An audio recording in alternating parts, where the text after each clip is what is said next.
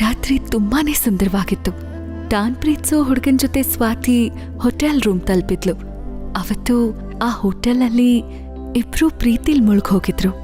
ಸ್ವಾತಿ ಆ ವ್ಯಕ್ತಿನ ತನ್ನ ಹತ್ರ ಕರ್ಕೊಂಡ್ಲು. ಮೊದಲನೇ ಸಲ ಸ್ವಾತಿಗೆ ತಾನ್ ಪ್ರೀತಿಸೋ ಹುಡುಗ ತನ್ನನ್ನ ತನ್ಗಿಂತ ಹೆಚ್ಚಾಗಿ ಪ್ರೀತಿಸ್ತಾನೆ ಅಂತ ಅನ್ನಿಸ್ತು. ಸ್ವಾತಿಗೆ 7 ತಿಂಗಳಾಗಿತ್ತು. ತನ್ನ ಮತ್ತೆ ಯುವಿ ಮಧ್ಯೆ ನಡೆದಿದ್ದನ್ನೆಲ್ಲ ಸ್ವಾತಿಯಿಂದ ಮರೆಯೋಕೆ ಆಗ್ತಿರ್ಲಿಲ್ಲ. ಯುವಿ ಇವತ್ತು ಆಸ್ಟ್ರೇಲಿಯಾದಿಂದ ಬರ್ತಿದ್ದ. ಮಗು ಅಪ್ಪ ಬರ್ತಿದ್ದಾರೆ ತಾನೆ? ಸ್ವಾತಿ ತಲೆಯಲ್ಲಿ ನೂರಾರು ಪ್ರಶ್ನೆಗಳು ಹುಟ್ಟೋಕ್ ಶುರುವಾಯ್ತು. 7 ತಿಂಗಳಿಂದ ಅವಳಿಗಿದ್ದಿದ್ ಒಂದೇ ಯೋಚನೆ, ಏನೋ ಹೇಳ್ಬೇಕು ಅಂತಿದ್ದೆ. ತನ್ನ ಪ್ರೆಗ್ನೆನ್ಸಿ ವಿಷಯ ಕೇಳಿ ಯುವಿಗೆ ಖುಷಿ ಆಗತ್ತಾ? ನೆನ್ಪಿದ್ಯಾ ನೀನ್ ಇಂಡಿಯಾದಲ್ಲಿದ್ದಾಗ ಪಾರ್ಟಿ ಆದ್ಮೇಲೆ? ಸ್ವಾತಿ, ನಿಂಗೀಗ 7ನೇ ತಿಂಗಳು. ನಿನ್ನ ಆರೋಗ್ಯ ಜೊತೆ ಮಗು ಆರೋಗ್ಯನ ಚೆನ್ನಾಗಿ ನೋಡು. ಸಮಯ ಮೀರ್ತಿತ್ತು. ಯುವಿ ಹತ್ರ ಹೇಗ್ ಮದ್ವೆ ವಿಷಯ ಮಾತಾಡೋದು ಅನ್ನೋದೇ ಸ್ವಾತಿ ಮನ್ಸಲ್ ಕುರಿತಿತ್ತು. ಏನೋ ಹೇಳ್ಬೇಕು ಅಂತಿದ್ದೆ. ಮಗುವಿನ ಫಾದರ್ ಬಂದ್ರು ಅಂದ್ರೆ ಅವರಿಗೂ ಡೀಟೇಲ್ ಆಗಿ ಸಜೆಷನ್ಸ್ ಕೊಡ್ತೀವಿ. ಒಬ್ಳೇ ಈ ವಿಷಯನ ಮ್ಯಾನೇಜ್ ಮಾಡೋದನ್ನ ಯೋಚನೆ ಮಾಡಿ ಸ್ವಾತಿಗೆ ತುಂಬಾ ಕಷ್ಟ ಆಗ್ತಿತ್ತು. ಅವಳು ಇವತ್ತೇ ಯುವಿ ಹತ್ರ ಎಲ್ಲಾನೂ ಹೇಳ್ಬೇಕು ಅಂತಿದ್ಲು.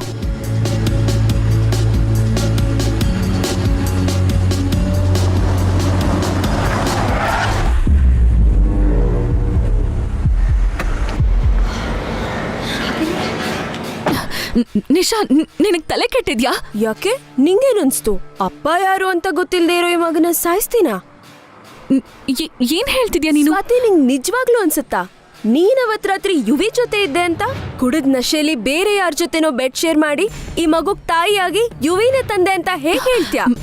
ನಿಶಾ, ನೀನ್ ಏನ್? Swati, just stay away from Yuvraj. Nisha ಮಾತ್ ಕೇಳಿ ಸ್ವಾತಿಗೆ ಬಹಳಾನೇ ಬೇಜಾರಾಯ್ತು. ನಿಶಾ ಹೇಳಿದ್ದೆಲ್ಲ ಸತ್ಯನಾ? ಹಾಗಾದ್ರೆ ಸ್ವಾತಿ ಅವತ್ತು ಯುವಿ ಜೊತೆ ಇರ್ಲಿಲ್ವಾ? ಅಂದ್ಮೇಲೆ ಅವತ್ತವಳ ಜೊತೆ ಇದ್ದ ಆ ವ್ಯಕ್ತಿ ಯಾರು? ಆ ಮಗುವಿನ ಭವಿಷ್ಯ ಏನಾಗಬಹುದು? ಸ್ವಾತಿ ತುಂಬಾ ಖುಷಿಯಿಂದ ತನ್ನನ್ನ ತಾನು ಕನ್ನಡಿಲಿ ನೋಡ್ತಾ ಇದ್ಲು. ಆ ಗುಡ್ ನ್ಯೂಸ್ನ ಯುವಿ ಜೊತೆ ಆದಷ್ಟು ಬೇಗ ಶೇರ್ ಮಾಡಬೇಕು ಅಂತ ಎಕ್ಸೈಟೆಡ್ ಆಗಿದ್ಲು. ಈ ವಿಷಯ ಗೊತ್ತಾದ್ರೆ ಯುವಿ ಎಷ್ಟು ಖುಷಿ ಪಡ್ತಾನೆ. ನೆನ್ಸ್ಕೊಂಡ್ರೆ ಸ್ವಾತಿಗೆ ನಗು ಬರ್ತಿತ್ತು, ಜೊತೆಗೆ ಚೂರು ಸಂಕೋಚನೂ ಆಗ್ತಿತ್ತು. ಯಾಕೆಂದ್ರೆ ಇದೆಲ್ಲ ಇಷ್ಟು ಬೇಗ ಇಷ್ಟು ಅನ್ಎಕ್ಸ್ಪೆಕ್ಟೆಡ್ ಆಗಿ ಆಗುತ್ತೆ ಅಂತ ಅವಳು ಅನ್ಕೊಂಡಿರ್ಲಿಲ್ಲ. ಯುವಿಗೆ ಇವಾಗ್ಲೇ ಈ ವಿಷಯ ಹೇಳೋಣ ಅಂತ ಡಯಲ್ ಮಾಡಿ ಟೈಮ್ ನೋಡ್ದಾಗ್ಲೇ ನೆನಪಾಗಿದ್ದು ಆಸ್ಟ್ರೇಲಿಯಾದಲ್ಲಿ ಇವಾಗ ರಾತ್ರಿ ಆಗಿರುತ್ತೆ, ಯುವಿ ಇಷ್ಟೊತ್ತಿಗೆ ಮಲ್ಗಿರ್ತಾನೆ ಅಂತ. ಕಾಲ್ ಕಟ್ ಮಾಡಿ ಸ್ವಾತಿ ಸ್ವಲ್ಪ ಹೊತ್ತು ತನ್ನ ಮತ್ತೆ ಯುವಿ ಫೋಟೋಸ್ನ ನೋಡಿದ್ಲು. ಆದ್ರೆ ಅವಳಿಗೆ ಮತ್ತೆ ಅದೇ ಯೋಚನೆ. ಯುವಿಗೆ ಕಾಲ್ ಮಾಡಿದ್ಲು. ಅವಳ ಫೋನ್ನ ರಿಸೀವ್ ಮಾಡ್ದ ಯುವಿ ನಿದ್ದೆಲೆ, ಹಲೋ ಸ್ವಾತಿ, ಇಷ್ಟು ಹೊತ್ತಲ್ಲಿ ಫೋನ್ ಮಾಡಿದ್ಯಾ? ಎಲ್ಲ ಓಕೆನಾ ಅಂತ ಕೇಳ್ದ. ಆಗ ಸ್ವಾತಿ ಖುಷಿಲಿ, Yuvi, I am so happy. ಈ ವಿಷಯ ಕೇಳಿದ್ರೆ ನೀನು ಅಷ್ಟೇ ಖುಷಿ ಆಗ್ತೀಯ. ಒಂದು ಗುಡ್ ನ್ಯೂಸ್ ಇದೆ, ಐ ಆಮ್ ಪ್ರೆಗ್ನೆಂಟ್. ನಂಗೆ ಸ್ವಲ್ಪ ಟೈಮಿಂದ ಪೀರಿಯಡ್ಸ್ ಪ್ರಾಬ್ಲಮ್ ಇತ್ತು. ಆದ್ರೆ ಇವತ್ತು ಡಾಕ್ಟರ್ ಹತ್ರ ಹೋದಾಗ್ಲೇ ಗೊತ್ತಾಗಿದ್ದು ನನ್ಗೆ ಆಗ್ಲೇ 7 months ಅಂತ. ಸ್ವಲ್ಪ ಬೇಬಿ ಬಂಪ್ ಕೂಡ ಬಂದಿದೆ. ನನ್ಗಿದು ಗೊತ್ತೇ ಆಗ್ಲಿಲ್ಲ. ನಾನೆಷ್ಟು ದಡ್ಡಿ ಅಲ್ವಾ? ಸ್ವಾತಿ ಎಷ್ಟು ಖುಷಿಯಾಗಿದ್ಲು ಅಂದ್ರೆ ಒಂದೇ ಉಸಿರಲ್ಲಿ ಅದನ್ನೆಲ್ಲ ಹೇಳಿದ್ಲು. ಅದೇ ಖುಷಿಯಿಂದ UV, wow, congratulations Swati.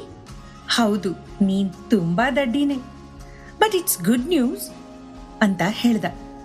Swati ಪ್ರೀತಿಯಿಂದ ನಗ್ತಾ, ನಿಂಗು ಕಂಗ್ರಾಟ್ಸ್ ಯುವಿ ಅಂದ್ಲು. ಸ್ವಾತಿಯ ಮಾತನ್ನ ಕೇಳಿ ಯುವಿ ಕನ್ಫ್ಯೂಸ್ ಆಗಿ, ನನ್ಗ್ಯಾಕ್ ಕಂಗ್ರಾಟ್ಸ್ ಹೇಳ್ತಿದೀಯ ಅಂತ ಕೇಳ್ದ.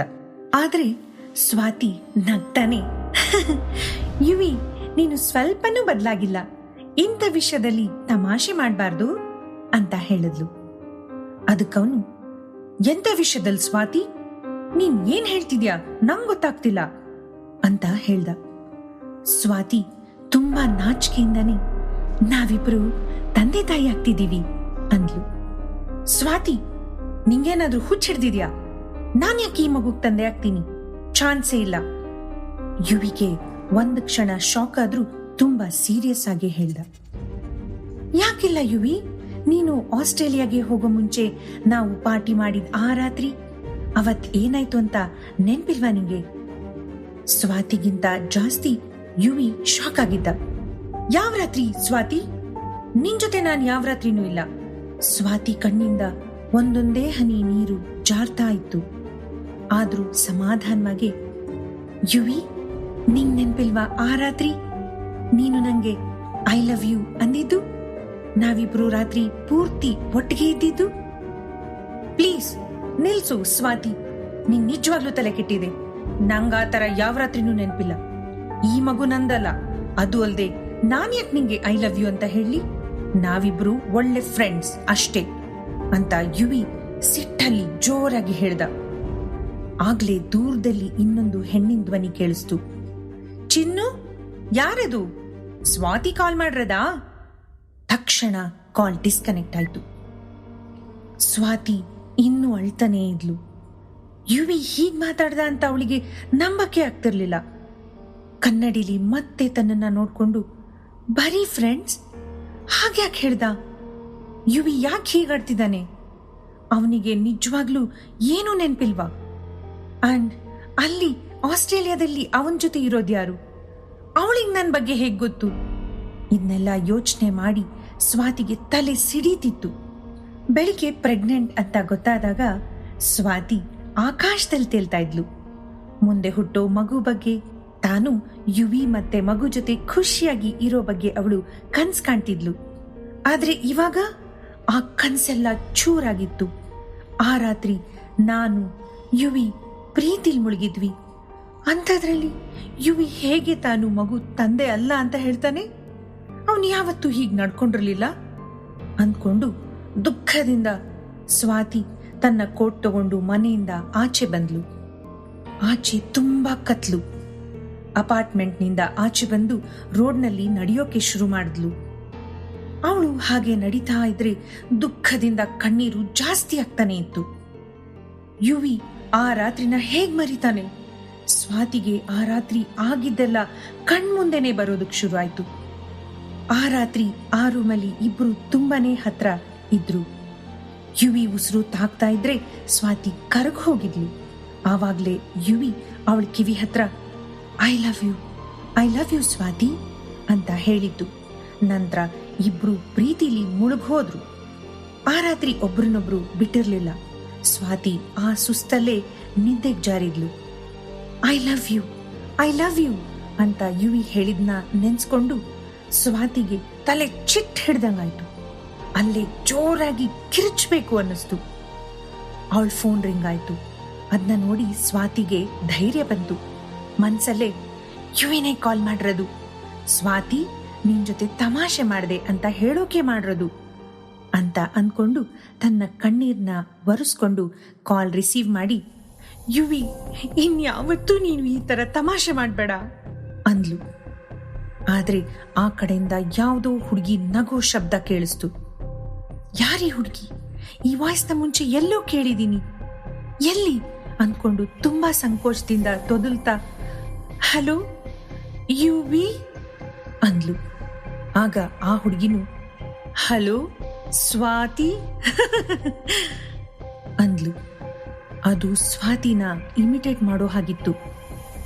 ಸ್ವಾತಿ ಮೈ ಮರೆತು ರೋಡ್ ಮಧ್ಯದಲ್ಲೇ ಸಿಟ್ಟಾಗಿ, ಯಾರ್ ನೀನು ಅಂದ್ಲು. ಆಗ ಆ ಹುಡುಗಿ, ಅರೆ ನಾನ್ ಯಾರು ಅಂತ ನಿಂಗೆ ಗೊತ್ತಾಗ್ಲಿಲ್ವಾ ಸ್ವಾತಿ? ನಾನು ನಿಶಾ ಅಂತ ಹೇಳಿದ್ಲು. ಸ್ವಾತಿಗೆ ನಿಜವಾಗ್ಲೂ ಶಾಕ್ ಆಗಿತ್ತು. ನಿಶಾ, ನೀನು ಅಲ್ಲಿ ಆಸ್ಟ್ರೇಲಿಯಾದಲ್ಲಿ ಏನ್ ಮಾಡ್ತಿದೀಯಾ? ಯುವಿ ಫೋನ್ ನಿನ್ ಹತ್ರ ಯಾಕಿದೆ? ಅಲ್ಲಿ ಏನ್ ನಡೀತಿದೆ ಅಂತ ಸ್ವಾತಿಗೆ ತುಂಬಾ ಕನ್ಫ್ಯೂಷನ್ ಆಗ್ತಾ ಇತ್ತು. ನಿಶಾ ಧ್ವನಿ ತಕ್ಷಣ ಬದಲಾಯ್ತು. ಹಾ ಸ್ವಾತಿ, ನಾನು ಆಸ್ಟ್ರೇಲಿಯಾದಲ್ಲಿ ಇದ್ದೀನಿ. ಯುವಿ ಜೊತೆ ಯಾಕಂದ್ರೆ ನಾನು ಯುವಿ ಇಬ್ರು ಪ್ರೀತಿಸ್ತಾ ಇದೀವಿ.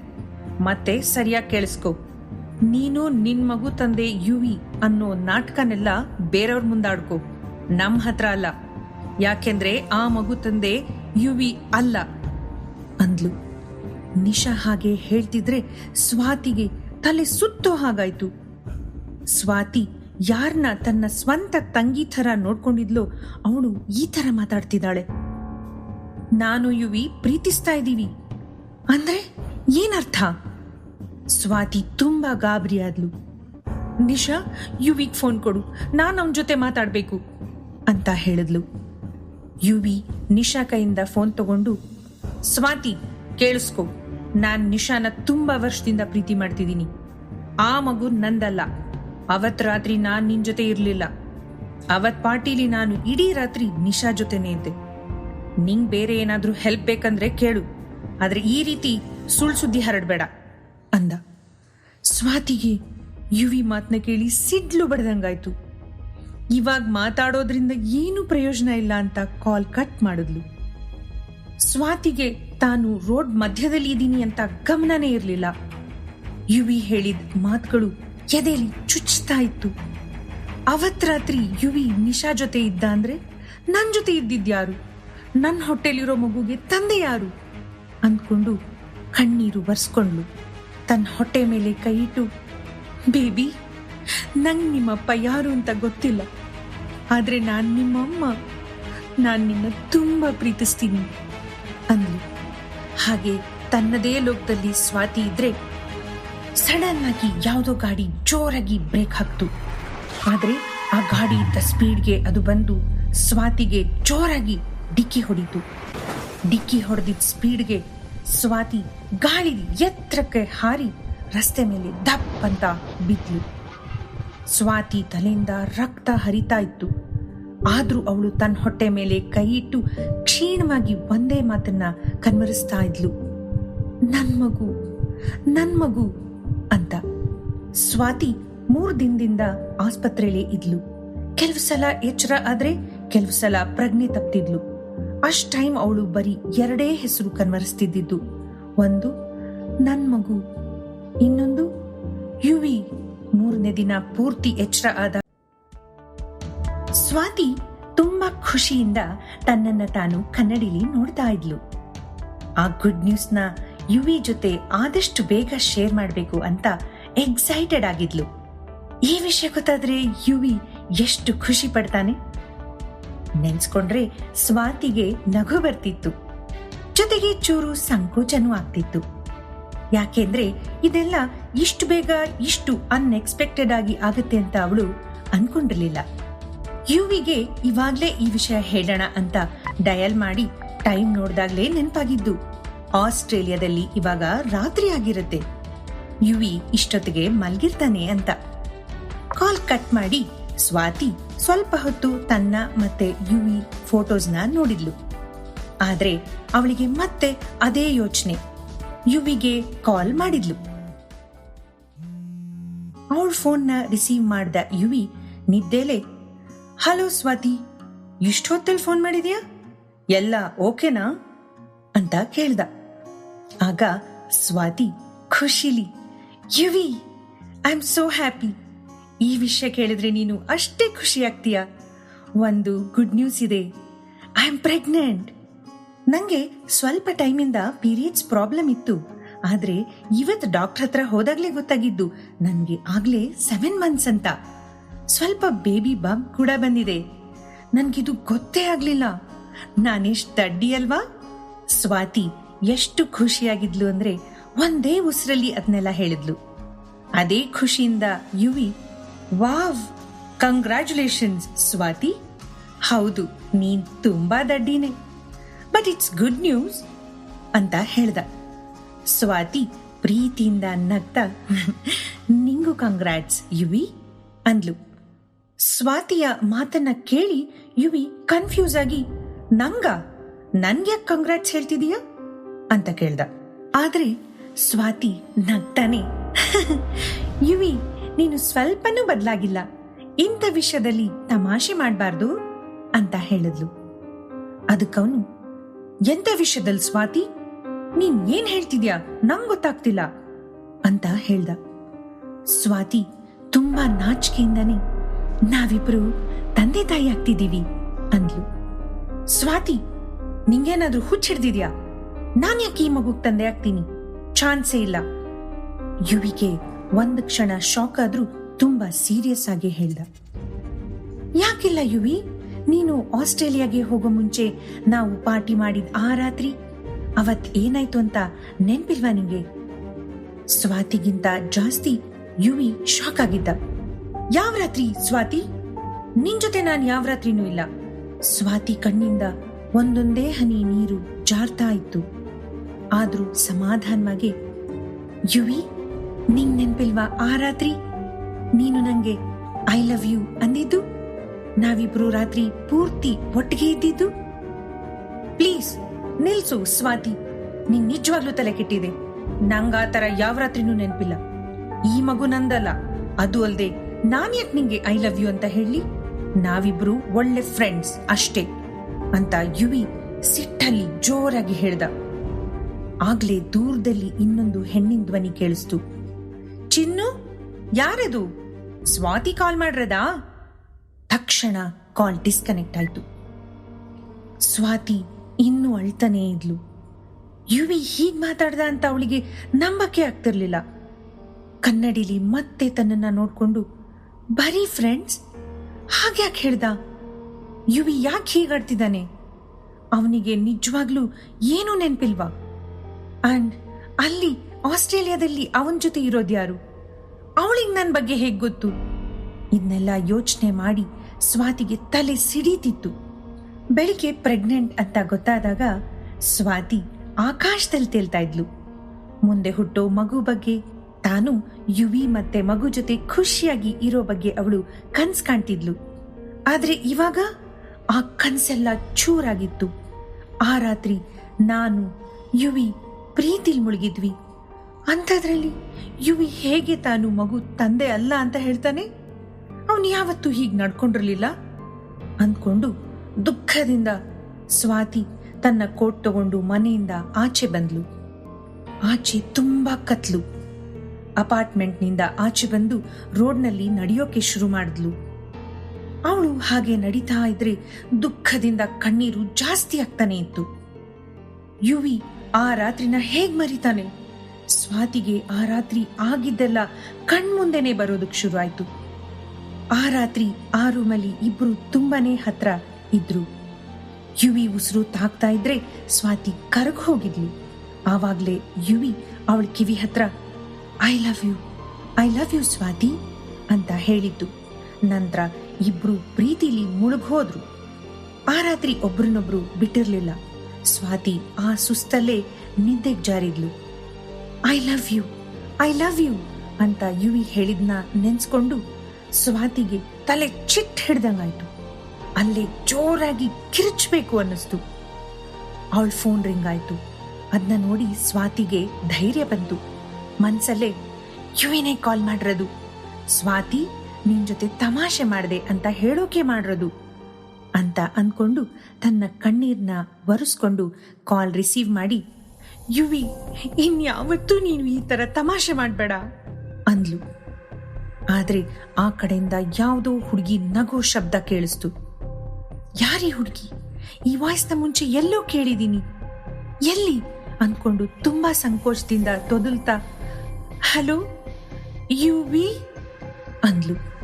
ಆಗ ಆ ಹುಡುಗಿನು, ಹಲೋ ಸ್ವಾತಿ ಅಂದ್ಲು. ಅದು ಸ್ವಾತಿನ ಇಮಿಟೇಟ್ ಮಾಡೋ ಹಾಗಿತ್ತು. ಸ್ವಾತಿ ಮೈ ಮರೆತು ರೋಡ್ ಮಧ್ಯದಲ್ಲೇ ಸಿಟ್ಟಾಗಿ, ಯಾರ್ ನೀನು ಅಂದ್ಲು. ಆಗ ಆ ಹುಡುಗಿ, ಅರೆ ನಾನ್ ಯಾರು ಅಂತ ನಿಂಗೆ ಗೊತ್ತಾಗ್ಲಿಲ್ವಾ ಸ್ವಾತಿ? ನಾನು ನಿಶಾ ಅಂತ ಹೇಳಿದ್ಲು. ಸ್ವಾತಿಗೆ ನಿಜವಾಗ್ಲೂ ಶಾಕ್ ಆಗಿತ್ತು. ನಿಶಾ, ನೀನು ಅಲ್ಲಿ ಆಸ್ಟ್ರೇಲಿಯಾದಲ್ಲಿ ಏನ್ ಮಾಡ್ತಿದೀಯಾ? ಯುವಿ ಫೋನ್ ನಿನ್ ಹತ್ರ ಯಾಕಿದೆ? ಅಲ್ಲಿ ಏನ್ ನಡೀತಿದೆ ಅಂತ ಸ್ವಾತಿಗೆ ತುಂಬಾ ಕನ್ಫ್ಯೂಷನ್ ಆಗ್ತಾ ಇತ್ತು. ನಿಶಾ ಧ್ವನಿ ತಕ್ಷಣ ಬದಲಾಯ್ತು. ಹಾ ಸ್ವಾತಿ, ನಾನು ಆಸ್ಟ್ರೇಲಿಯಾದಲ್ಲಿ ಇದ್ದೀನಿ. ಯುವಿ ಜೊತೆ ಯಾಕಂದ್ರೆ ನಾನು ಯುವಿ ಇಬ್ರು ಪ್ರೀತಿಸ್ತಾ ಇದೀವಿ. ಮತ್ತೆ ಸರಿಯಾಗಿ ಕೇಳಿಸ್ಕೊ, ನೀನು ನಿನ್ ಮಗು ತಂದೆ ಯುವಿ ಅನ್ನೋ ನಾಟಕನೆಲ್ಲ ಬೇರೆಯವ್ರ ಮುಂದಾಡ್ಕೊ, ನಮ್ ಹತ್ರ ಅಲ್ಲ. ಯಾಕೆಂದ್ರೆ ಆ ಮಗು ತಂದೆ ಯುವಿ ಅಲ್ಲ ಅಂದ್ಲು. ನಿಶಾ ಹಾಗೆ ಹೇಳ್ತಿದ್ರೆ ಸ್ವಾತಿಗೆ ತಲೆ ಸುತ್ತೋ ಹಾಗಾಯ್ತು. ಸ್ವಾತಿ ಯಾರನ್ನ ತನ್ನ ಸ್ವಂತ ತಂಗಿ ಥರ ನೋಡ್ಕೊಂಡಿದ್ಲೋ ಅವಳು ಈ ಥರ ಮಾತಾಡ್ತಿದ್ದಾಳೆ. ನಾನು ಯುವಿ ಪ್ರೀತಿಸ್ತಾ ಇದ್ದೀವಿ ಅಂದ್ರೆ ಏನರ್ಥ? ಸ್ವಾತಿ ತುಂಬಾ ಗಾಬರಿ ಆದ್ಲು. ನಿಶಾ, ಯುವಿಗ್ ಫೋನ್ ಕೊಡು, ನಾನು ಅವನ ಜೊತೆ ಮಾತಾಡ್ಬೇಕು ಅಂತ ಹೇಳಿದ್ಲು. ಯುವಿ ನಿಶಾ ಕೈಯಿಂದ ಫೋನ್ ತಗೊಂಡು, ಸ್ವಾತಿ ಕೇಳಿಸ್ಕೊ, ನಾನ್ ನಿಶಾನ ತುಂಬಾ ವರ್ಷದಿಂದ ಪ್ರೀತಿ ಮಾಡ್ತಿದ್ದೀನಿ. ಆ ಮಗು ನಂದಲ್ಲ. ಅವತ್ ರಾತ್ರಿ ನಾನ್ ನಿನ್ ಜೊತೆ ಇರ್ಲಿಲ್ಲ. ಅವತ್ ಪಾರ್ಟಿಲಿ ನಾನು ಇಡೀ ರಾತ್ರಿ ನಿಶಾ ಜೊತೆನೇ ಇದ್ದೆ. ಸ್ವಾತಿಗೆ ಗೊತ್ತಿತ್ತು ನಿಶಾ ಏನಕ್ಕೆ ತನ್ನ ಅಷ್ಟು ದ್ವೇಷ ಮಾಡ್ತಾಳೆ ಅಂತ. ಆದ್ರೆ ಅದರಲ್ಲಿ ತನ್ನ ತಪ್ಪು ಏನೂ ಇಲ್ಲ ಅಂತಾನೂ ಅವಳಿಗೆ ಗೊತ್ತಿತ್ತು. 6 ವರ್ಷದ ಹಿಂದೆ ಸ್ವಾತಿ PUC ಓದುವಾಗ ಇಂಟರ್ ಕಾಲೇಜ್ ಫೆಸ್ಟ್ ನಲ್ಲಿ ತನ್ನ ಕಾಲೇಜ್ ರೆಪ್ರೆಸೆಂಟ್ ಮಾಡೋಕೆ ಬೆಂಗಳೂರಿಗೆ ಬಂದಿದ್ಲು. ಅಲ್ಲೇ ಫಸ್ಟ್ ಟೈಮ್ ಅವಳು ಯುವಿನ ಮೀಟ್ ಮಾಡಿದ್ದು. ಸ್ವಾತಿಗೆ ಅದು love at first sight. Fest ಮುಗಿಯೋಷ್ಟ್ರಲ್ಲಿ ಯುವಿ ಸ್ವಾತಿ ಇಬ್ರು ಕ್ಲೋಸ್ ಫ್ರೆಂಡ್ಸ್ ಆದ್ರು. ಸ್ವಾತಿಗೆ ಮುಂದೆ ಹೈಯರ್ ಸ್ಟಡೀಸ್ಗೆ ಬೆಂಗಳೂರಲ್ಲೇ ಕಾಲೇಜ್ ಸೇರ್ಬೇಕು ಅಂತ ಆಸೆ ಇದ್ರು. ಬೆಂಗಳೂರಂತ ದೊಡ್ಡ ಸಿಟಿಲಿ ತಾನು ಹೊಂದ್ಕೋತೀನ? ಆ ಲೈಫ್ ಸ್ಟೈಲ್, ಆ ಜನಗಳ ಮಧ್ಯೆ ತಾನೇ ಕಳೆದು ಹೋದ್ರೆ ಅನ್ನೋ ಭಯ ಇತ್ತು. ಆದ್ರೂ ಅವಳು ಬೆಂಗಳೂರಿಗೆ ಬಂದ್ಲು, ಅದು ಯುವಿಗೋಸ್ಕರ. ಚಿಕ್ಕ ವಯಸ್ಸಿಂದ ಸ್ವಾತಿಗೆ ಆಕ್ಟಿಂಗ್ ಅಂದ್ರೆ ತುಂಬಾ ಆಸಕ್ತಿ. ಅವಳು ನೋಡೋಕು ಚೆನ್ನಾಗಿದ್ದಿದ್ರಿಂದ ನಾಟಕದಲ್ಲಿ ಲೀಡ್ ರೋಲ್ ಸಿಗ್ತಿತ್ತು. ಬೆಂಗಳೂರಿಗೆ ಬಂದ್ಮೇಲೆ ಸ್ವಾತಿ ಓದಿನ ಜೊತೆ ಇಮ್ಯಾಜಿನ್ ಥಿಯೇಟರ್ ಅನ್ನೋ ನಾಟಕದ ಗ್ರೂಪ್ಗೆ ಸೇರಿದ್ಲು. ಒಂದ್ಸಲ ನಿಶಾ ಮತ್ತೆ ಸ್ವಾತಿ ಒಟ್ಟಿಗೆ ಒಂದ್ ಶೋನಲ್ಲಿ ಪರ್ಫಾರ್ಮ್ ಮಾಡಿದ್ರು. ಅಲ್ಲೇ ಅವರಿಬ್ಬರ ಪರಿಚಯ ಆಗಿತ್ತು. ಆ ಶೋಗೆ ನಿಶಾ ತಂದೆ ಮಿಸ್ಟರ್ ಪಟೇಲ್ ಅವರೇ ಸ್ಪಾನ್ಸರ್ ಮಾಡಿದ್ರು. ಶೋ ಮುಗಿಯೋಷ್ಟ್ರಲ್ಲಿ ಎಲ್ಲರ ಕಣ್ಣು ಸ್ವಾತಿ ಮೇಲಿತ್ತು. ಮಿಸ್ಟರ್ ಪಟೇಲ್ ಕೂಡ ಅಷ್ಟೇ. ಎಷ್ಟೋ ಸ್ಟ್ರಗ್ಲಿಂಗ್ ಆರ್ಟಿಸ್ಟ್ಸ್ ನ ನೋಡಿದ್ರು. ಆದ್ರೆ ಸ್ವಾತಿ ಸಲೀಸಾಗಿ ಆಕ್ಟ್ ಮಾಡೋದನ್ನ ನೋಡಿ ತುಂಬಾ ಇಂಪ್ರೆಸ್ ಆದ್ರು. ಸ್ವಾತಿ ಏನಾದ್ರೂ ನಿಶಾ ಜೊತೆಗೆ ಇದ್ರೆ ನಮ್ಮ ನಿಶಾ ಕೂಡ ಚೆನ್ನಾಗಿ ಆಕ್ಟಿಂಗ್ ಕಲಿತಾಳೆ ಅನ್ನೋ ಯೋಚನೆ ಪಟೇಲ್ ಅವರಿಗೆ ಶುರು ಆಯ್ತು. ಶೋ ಮುಗಿದ್ಮೇಲೆ ಮಿಸ್ಟರ್ ಪಟೇಲ್ ಸ್ವಾತಿ ಹತ್ರ ಬಂದು, ಸ್ವಾತಿ, ನಿಂಗ್ ಗೊತ್ತಿರೋ ಹಾಗೆ ಬೆಂಗಳೂರಂತ ದೊಡ್ಡ ಸಿಟಿಲಿ ಬದುಕೋದು ತುಂಬಾನೇ ಕಷ್ಟ. ಆದ್ರೆ ನಿನ್ನಂತ ಟ್ಯಾಲೆಂಟೆಡ್ ಪರ್ಸನ್ಗೆ ಇಲ್ಲಿ ಖಂಡಿತ ಜಾಗ ಇದೆ. ಆಕ್ಟಿಂಗ್ ಅಲ್ಲಿ ನಿಂಗಿರೋ ಇಂಟ್ರೆಸ್ಟ್, ಟ್ಯಾಲೆಂಟ್ಗೆ ನೀನು ಸಿನಿಮಾ ಇಂಡಸ್ಟ್ರಿಲಿ ದೊಡ್ಡ ಹೆಸರು ಮಾಡಬಹುದು. ಆದ್ರೆ ಮೊದ್ಲು ನೀನು ಇಷ್ಟ್ ದೊಡ್ಡ ಸಿಟಿಲಿ ಸರ್ವೈವ್ ಆಗ್ಬೇಕು. ಅದಕ್ಕೆ ಬೇಕಿದ್ರೆ ನಾನ್ ನಿಂಗ್ ಹೆಲ್ಪ್ ಮಾಡ್ತೀನಿ. ನೀನು ನನ್ ಮಗಳು ನಿಶಾಗೆ ಗೈಡ್ ಆಗಿ ನಮ್ಮನೇಲೆ ಉಳ್ಕೋಬಹುದು ಅಂದ್ರು. ಅವ್ರು ಹಾಗೆ ಹೇಳಿದಾಗ ಏನ್ ಮಾಡೋದು ಅಂತ ಸ್ವಾತಿ ಕನ್ಫ್ಯೂಸ್ ಆದ್ಲು. ಸ್ವಾತಿ ಮುಖದಲ್ಲಿ ಇರೋ ಗೊಂದಲನ ನೋಡಿ, ನನಗ್ ಗೊತ್ತು ಸ್ವಾತಿ, ನಿಮ್ಮನೆ ಕಡೆ ಫೈನಾನ್ಷಿಯಲ್ ಆಗಿ ಕಷ್ಟ ಇದೆ. ಅದ್ರ ಬಗ್ಗೆ ನೀನಿನ್ನು ಯೋಚನೆ ಬಿಡು. ನನ್ ಮಗಳಿಗೆ ಗೈಡ್ ಮಾಡ್ಕೊಂಡು ಅವಳ ಜೊತೆ ಇರು ಅಂದ್ರು. ಮಿಸ್ಟರ್ ಪಟೇಲ್ ಮಾತಲ್ಲೇ ಸ್ವಾತಿಯ ಎಲ್ಲ ಪ್ರಶ್ನೆಗೆ ಉತ್ತರ ಇತ್ತು. ತಾನು ಆಕ್ಟಿಂಗ್ ಅಲ್ಲಿ ಹೆಸರು ಮಾಡ್ಬೇಕು, ತನ್ನೆಲ್ಲ ಕನಸು ಫುಲ್ಫಿಲ್ ಆಗ್ಬೇಕು ಅಂದ್ರೆ ಮೊದ್ಲು ಅವಳು ಬೆಂಗಳೂರಲ್ಲಿ ಇರ್ಬೇಕಿತ್ತು. ಜೊತೆಗೆ ಅವಳಿಗೆ ಗೊತ್ತಿತ್ತು ಅಲ್ಲೇ ಇದ್ರೆ ಯುವಿಗೆ ಇನ್ನೂ ಹತ್ರ ಆಗ್ಬೋದು ಅಂತ. ಅದಕ್ಕೆ ಮಿಸ್ಟರ್ ಪಟೇಲ್ ಮಾತಿಗೆ ಒಪ್ಪಿದ್ಲು. ಹೊಸ ಫ್ಯಾಮಿಲಿ, ಹೊಸ ಜಾಗಕ್ಕೆ ಸ್ವಾತಿ ತುಂಬಾ ಬೇಗ ಅಡ್ಜಸ್ಟ್ ಆಗ್ಲು. ಅವಳಿಗೆ ಅವಳ ಕನ್ಸು, ಅವಳ ಪ್ರೀತಿ ಎಲ್ಲಾನು ಈಡೇರಿಸ್ಕೋಬೇಕಿತ್ತು. ದಿನ ಕಳೆದ ಹಾಗೆ ಸ್ವಾತಿಗೆ ದೊಡ್ಡ ಜನರ ಪರಿಚಯ ಆಗ್ತಿತ್ತು. ದೊಡ್ಡ ಅವಕಾಶನೂ ಸಿಗ್ತಾ ಹೋಯ್ತು. ಯುವಿನು ಸ್ವಾತಿನ ಪದೇ ಪದೇ ಮೀಟ್ ಮಾಡ್ತಿದ್ದ. ಇದರಿಂದ ಯುವಿನು ಮಿಸ್ಟರ್ ಪಟೇಲ್ ಫ್ಯಾಮಿಲಿಗೆ ಜಾಸ್ತಿ ಹತ್ರ ಆದ. ಆಗ್ಲೇ ನಿಶಾಗೆ ಸ್ವಾತಿ ಮೇಲೆ ದ್ವೇಷ ಬಂದಿತ್ತು. ನಿಶಾ ಸ್ವಾತಿ ಬರೋ ಮುಂಚೆ ಅವಳ ತಂದೆಯ ಮುದ್ದಿನ ಮಗಳಾಗಿ ರಾಣಿ ತರ ಇದ್ಲು. ಆದ್ರೆ ಇವಾಗ ಪ್ರತಿಯೊಂದು ಮಾತಿಗೂ ಸ್ವಾತಿನ ನೋಡಿ ಕಲಿ ಅಂತ ಅಪ್ಪ ಹೇಳೋಕೆ ಶುರು ಮಾಡಿದ್ರು. ತನ್ನ ಮನೆಯಲ್ಲೇ ತನಗೆ ಇಂಪಾರ್ಟೆನ್ಸ್ ಇಲ್ಲ ಅನ್ಸೋಕೆ ಶುರು ಆಯ್ತು. ಇದಕ್ಕೆಲ್ಲ ಕಾರಣ ಸ್ವಾತಿನೇ. ಅವಳು ನನ್ನಿಂದ ನನ್ನ ತಂದೆ ಪ್ರೀತಿ, ಅವಕಾಶನ ಕಿತ್ಕೋತಿದ್ದಾಳೆ ಅನ್ಸ್ತು. ಆ್ಯಂಡ್ ನಿಶಾಗೆ ಅನ್ಸೋದಕ್ಕೆ ಶುರು ಆಯ್ತು. ನಿಶಾ ದಿನ ಸ್ವಾತಿಗೆ ಒಂದಲ್ಲ ಒಂದ್ ರೀತಿ ಟಾರ್ಚರ್ ಕೊಡೋದಕ್ಕೆ ಶುರು ಮಾಡಿದ್ಲು. ಸ್ವಾತಿಗೆ ಆಕ್ಟ್ ಮಾಡೋದಕ್ಕೆ ಸಿಗೋ ಅವಕಾಶಗಳನ್ನ ತನಗ್ ಸಿಗೋ ಹಾಗೆ ಮಾಡ್ತಿದ್ಲು. ಇದೆಲ್ಲ ಗೊತ್ತಾಗ್ತಾ ಇದ್ರು ಮಿಸ್ಟರ್ ಪಟೇಲ್ ತನ್ನ ಮಗಳು ನಿಶಾ ದಿನೇ ದಿನೇ ಬೆಳೆಯೋದನ್ನ ನೋಡಿ ಖುಷಿ ಪಡ್ತಿದ್ರು. ತಾನು ಮಿಸ್ಟರ್ ಪಟೇಲ್ ಹಂಗಲ್ಲಿ ಇದೀನಿ ಅನ್ನೋದನ್ನ ಸ್ವಾತಿ ಯಾವತ್ತೂ ನೆನಪಿಸ್ಕೊಳ್ತಾನೆ ನಿಶಾ ಮಾಡೋದನ್ನ ಸಹಿಸ್ಕೊಂಡಿದ್ಲು. ಆದ್ರೆ ಒಂದಿನ ಸ್ವಾತಿ ನಿಶಾ ಹತ್ರ, ನಿಶಾ, ನಿಂಗೆ ನಾನಂದ್ರೆ ಇಷ್ಟ ಇಲ್ವಾ ಅಂತ ಕೇಳ್ಬಿಟ್ಲು. ಅದಕ್ಕೆ ನಿಶಾ, ನಿನ್ಗೆ ಇನ್ನೊಬ್ಬರ ವಸ್ತುನ್ ಕಿತ್ಕೊಳ್ಳೋ ಅಭ್ಯಾಸ ಇದೆ ಅಲ್ವಾ ಸ್ವಾತಿ, ಇದೇ ವಿಷಯಕ್ಕೆ ನೀನು ನಂಗೆ ಇಷ್ಟ ಆಗಲ್ಲ. ಆದ್ರೆ ಕೇರ್ಫುಲ್, ನನ್ನ ಹತ್ರ ಹಾಗೆ ಮಾಡಕ್ ಬಿಡಲ್ಲ. ನಾನು ಅನ್ಕೊಂಡಿದ್ದೆಲ್ಲ ನನಗೆ ಬೇಕೇ ಬೇಕು, ಮೈಂಡ್ ಇಟ್ ಅಂತ ನೇರವಾಗಿ ಹೇಳಿದ್ಲು ನಿಶಾ. ಸ್ವಾತಿ ಈ ವಿಷಯದ ಬಗ್ಗೆ ನಿಶಾ ಜೊತೆ ಎಷ್ಟೇ ಮಾತಾಡೋಕೆ ಪ್ರಯತ್ನ ಪಟ್ರು ನಿಶಾ ಇಗ್ನೋರ್ ಮಾಡ್ತಿದ್ಲು.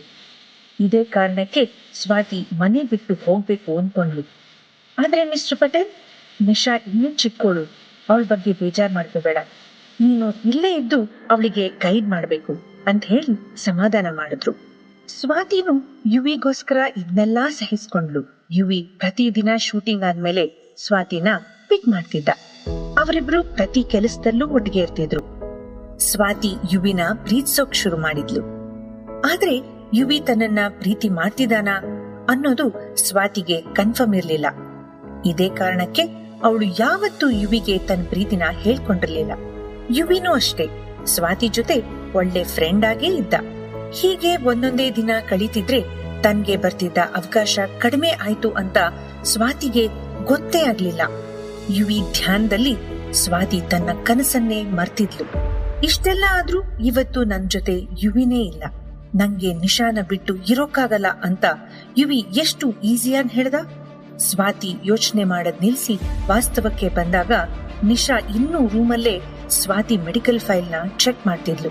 ಇನ್ನು ಏನ್ ಮಾಡ್ತಿದೀಯ ನೀನಿಲ್ಲಿ, ಎಲ್ಲ ಕಿತ್ಕೊಂಡಾಯ್ತಲ್ಲ, ಗೆಟ್ ಲಾಸ್ಟ್ ಅಂತ ಕೋಪದಲ್ಲಿ ಅಂದ್ಲು.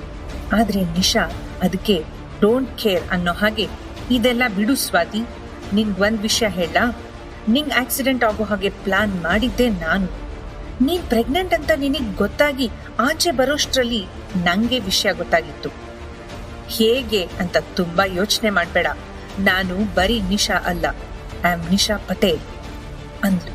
ಆ ಮಾತು ಕೇಳಿ ಸ್ವಾತಿ ಎದೆ ಚೂರಿ ಹಾಕ್ದಂಗಾಯ್ತು. ಕಿರುಚ್ತಾ, ನಿಶಾ, ನಿಂಗ್ ದ್ವೇಷ ಇದ್ದಿದ್ದು ನನ್ ಮೇಲೆ. ನನ್ ಮಗು ಏನ್ ಅನ್ಯಾಯ ಮಾಡಿತ್ತು ನಿನ್ಗೆ? ನಿನ್ನೆಲ್ಲ ತಪ್ಪನ್ನ ನಾನು ಕ್ಷಮಿಸಿದ್ದೆ. ಆದ್ರೆ ಇದು ಛೀ, ನೀನ್ ಇಷ್ಟು ಚೀಪಾಗಿ ನಡ್ಕೋತೀಯ ಅಂತ ನಾನ್ ಅನ್ಕೊಂಡಿರ್ಲಿಲ್ಲ. ಸ್ವಾತಿ ಅಳ್ತಾನೆ ಹೇಳಿದ್ಲು. ನಿಶಾ ಫೋನ್ ರಿಂಗ್ ಆಯ್ತು. ಆ ಕಾಲ್ ಯುವಿ ಮಾಡಿದ್ದ. ನಿಶಾ ಫೋನ್ ರಿಸೀವ್ ಮಾಡಿ, ಯಾ ಯುವಿ, ನಾನ್ ಸ್ವಾತಿ ಜೊತೆನೇ ಇದ್ದೀನಿ. ಪಾಪ ಮಗು ಸತ್ತೋಗಿರೋ ಶಾಕ್ಗೆ ಅವಳಿಗೆ ಹುಚ್ಚ ಹಿಡ್ದಿದೆ. ನರ್ಸ್ ಮೇಲೆ ಅಟ್ಯಾಕ್ ಮಾಡಕ್ ಹೋದ್ಲು. ಸೈಕಿಯಾಟ್ರಿಸ್ಟ್ ನ ಮೀಟ್ ಮಾಡ್ಬೇಕು ಅಂತ ಫೈಲಲ್ಲಿ ಬರ್ದಿದ್ದಾರೆ ಅಂದ್ಲು. ಸ್ವಾತಿ ಫೈಲ್ನ ನಿಶಾಯಿಂದ ಕಿತ್ಕೊಂಡು ಓದೋಕೆ ಶುರು ಮಾಡಿದ್ಲು. ಅದರಲ್ಲಿ ಮೆಂಟಲ್ ಇಂಬ್ಯಾಲೆನ್ಸ್ ಅಂತ ಬರ್ದಿತ್ತು. ಅದನ್ನ ಓದಿ ಸ್ವಾತಿಗೆ ಶಾಕ್ ಆಯ್ತು. ಸ್ವಾತಿಗೆ ನರ್ಸ್ ಆ ಫೈಲ್ನ ತೋರಿಸಿದಾಗ ಅಲ್ಲಿ ಆ ಪೇಜ್ ಇರ್ಲಿಲ್ಲ. ನಿಶಾ ಸ್ವಾತಿನ ಮೆಂಟಲ್ ಹಾಸ್ಪಿಟಲ್ಗೆ ಸೇರ್ಸೋಕೆ ಹೀಗೆಲ್ಲ ಸುಳ್ಳು ಹೇಳ್ತಿದ್ದಾಳೆ. ಇದೆಲ್ಲ ಅವಳೇ ಪ್ಲಾನ್ ಮಾಡಿರೋದು ಅಂತ ಗೊತ್ತಾಯ್ತು.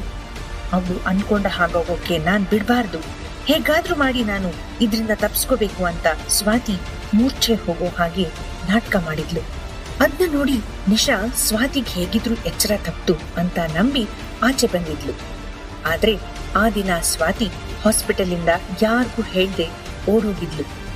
ನಿಶಾ ವಾಪಸ್ ಬಂದು ನೋಡಿದ್ರೆ ಅಲ್ಲಿ ಸ್ವಾತಿ ಇರ್ಲಿಲ್ಲ, ಅಲ್ಲಿಂದ ಮಾಯ ಆಗಿದ್ಲು. ಅದೆಲ್ಲ ನಡೆದು ಈಗ 5 ವರ್ಷಗಳೇ ಕಳೆದೋದ್ವು. ಅವತ್ತು ಸ್ವಾತಿ ಹಾಸ್ಪಿಟಲ್ ಇಂದ ಎಸ್ಕೇಪ್ ಆಗಿದ್ದಕ್ಕೆ ಇವತ್ತು ಅವಳಿಗೆ ಸ್ಕೈ ಪಬ್ ನಲ್ಲಿ ಜೋರಾಗಿ ಪಾರ್ಟಿ ಮಾಡೋ ಅಷ್ಟು ಫ್ರೀಡಮ್ ಸಿಕ್ಕಿತ್ತು. ಅದು ಇಡೀ ಬೆಂಗಳೂರಲ್ಲೇ ತುಂಬಾ ಫೇಮಸ್ ಪಬ್. ಅಲ್ಲಿಗೆ famous hero, heroine, directors, business men and politicians ಮಕ್ಕಳೆಲ್ಲ ಬರ್ತಿದ್ರು. ಹಳೆ ನೋವಲ್ಲಿ ಸ್ವಾತಿ ತುಂಬಾ ವೋಡ್ಕಾ ಶಾಟ್ಸ್ ಕುಡ್ದಿದ್ರಿಂದ ತಲೆ ಸುತ್ತೋಕೆ ಸ್ಟಾರ್ಟ್ ಆಗಿತ್ತು. ಕೂತ್ಕೊಳ್ಳೋಕೆ ಖಾಲಿ ಚೇರ್ ಹುಡ್ಕೋವಾಗ್ಲೇ ಅವಳಿಗೆ ಅವಳ ಆರ್ಟಿಸ್ಟ್ ಮ್ಯಾನೇಜರ್ ಪ್ರಿಯಾ ಸಿಕ್ಕಿದ್ದು. ಪ್ರಿಯಾ ಸ್ವಾತಿನ ಮೆಲ್ಲಗೆ ಚೇರ್ ಮೇಲೆ ಕೂರಿಸಿ, ನಿನ್ ಜೊತೆ ಸ್ವಲ್ಪ ಮಾತಾಡ್ಬೇಕಿತ್ತು ಸ್ವಾತಿ ಅಂತ ಹೇಳಿದ್ಲು. ಏನಾಯ್ತು ಹೇಳಿ ಪ್ರಿಯಾ ಅಂತ ಸ್ವಾತಿ ಕೇಳಿದ್ಲು. ಆಗ ಪ್ರಿಯಾ, ಹಾ, ನಾಳೆ ನೀನು ಸಂಗಮ ಮೂವಿಗೆ ಆಡಿಷನ್ ಕೊಡ್ತಿದ್ಯಾ ಅಂತ ಕೇಳಿದ್ಲು. ಆಗ ಸ್ವಾತಿ, ಹಾ ಹೌದು, ಅದ್ರ ಬಗ್ಗೆ ಏನ್ ಮಾತಾಡ್ಬೇಕು ಅಂತ ಕೇಳಿದ್ಲು. ನಾಳೆ ನೀನು ಆ ಆಡಿಷನ್ಗೆ ಹೋಗ್ಬೇಡ ಸ್ವಾತಿ ಅಂತ ಪ್ರಿಯಾ ಸ್ವಾತಿಗೆ ಆರ್ಡರ್ ಮಾಡಿದ್ಲು. ಪ್ರಿಯಾ ಸ್ವಾತಿಯ ಮ್ಯಾನೇಜರ್ ಆಗಿದ್ರು ಅವಳು ಮಾರನೇ ದಿನ ಒಂದು ಇಂಪಾರ್ಟೆಂಟ್ ಆಡಿಷನ್ಗೆ ಹೋಗ್ಬಾರ್ದು ಅಂತ ಹೇಳ್ತಿದ್ಲು. ಆದ್ರೆ ಯಾಕೆ, ನಾನ್ ಯಾಕೆ ಹೋಗ್ಬಾರ್ದು ಅಂತ ಹೇಳ್ತೀಯ ಪ್ರಿಯಾ? ಆಶ್ಚರ್ಯದಿಂದ ಕೇಳಿದ್ಲು ಸ್ವಾತಿ. ಬಿಕಾಸ್ ನೀನು ಆಡಿಷನ್ ಬಗ್ಗೆ ಅದಕ್ಕೆ ನೀನು ಹೋಗೋ ಬಗ್ಗೆ ನಂಗೇನು ಹೇಳಿಲ್ಲ.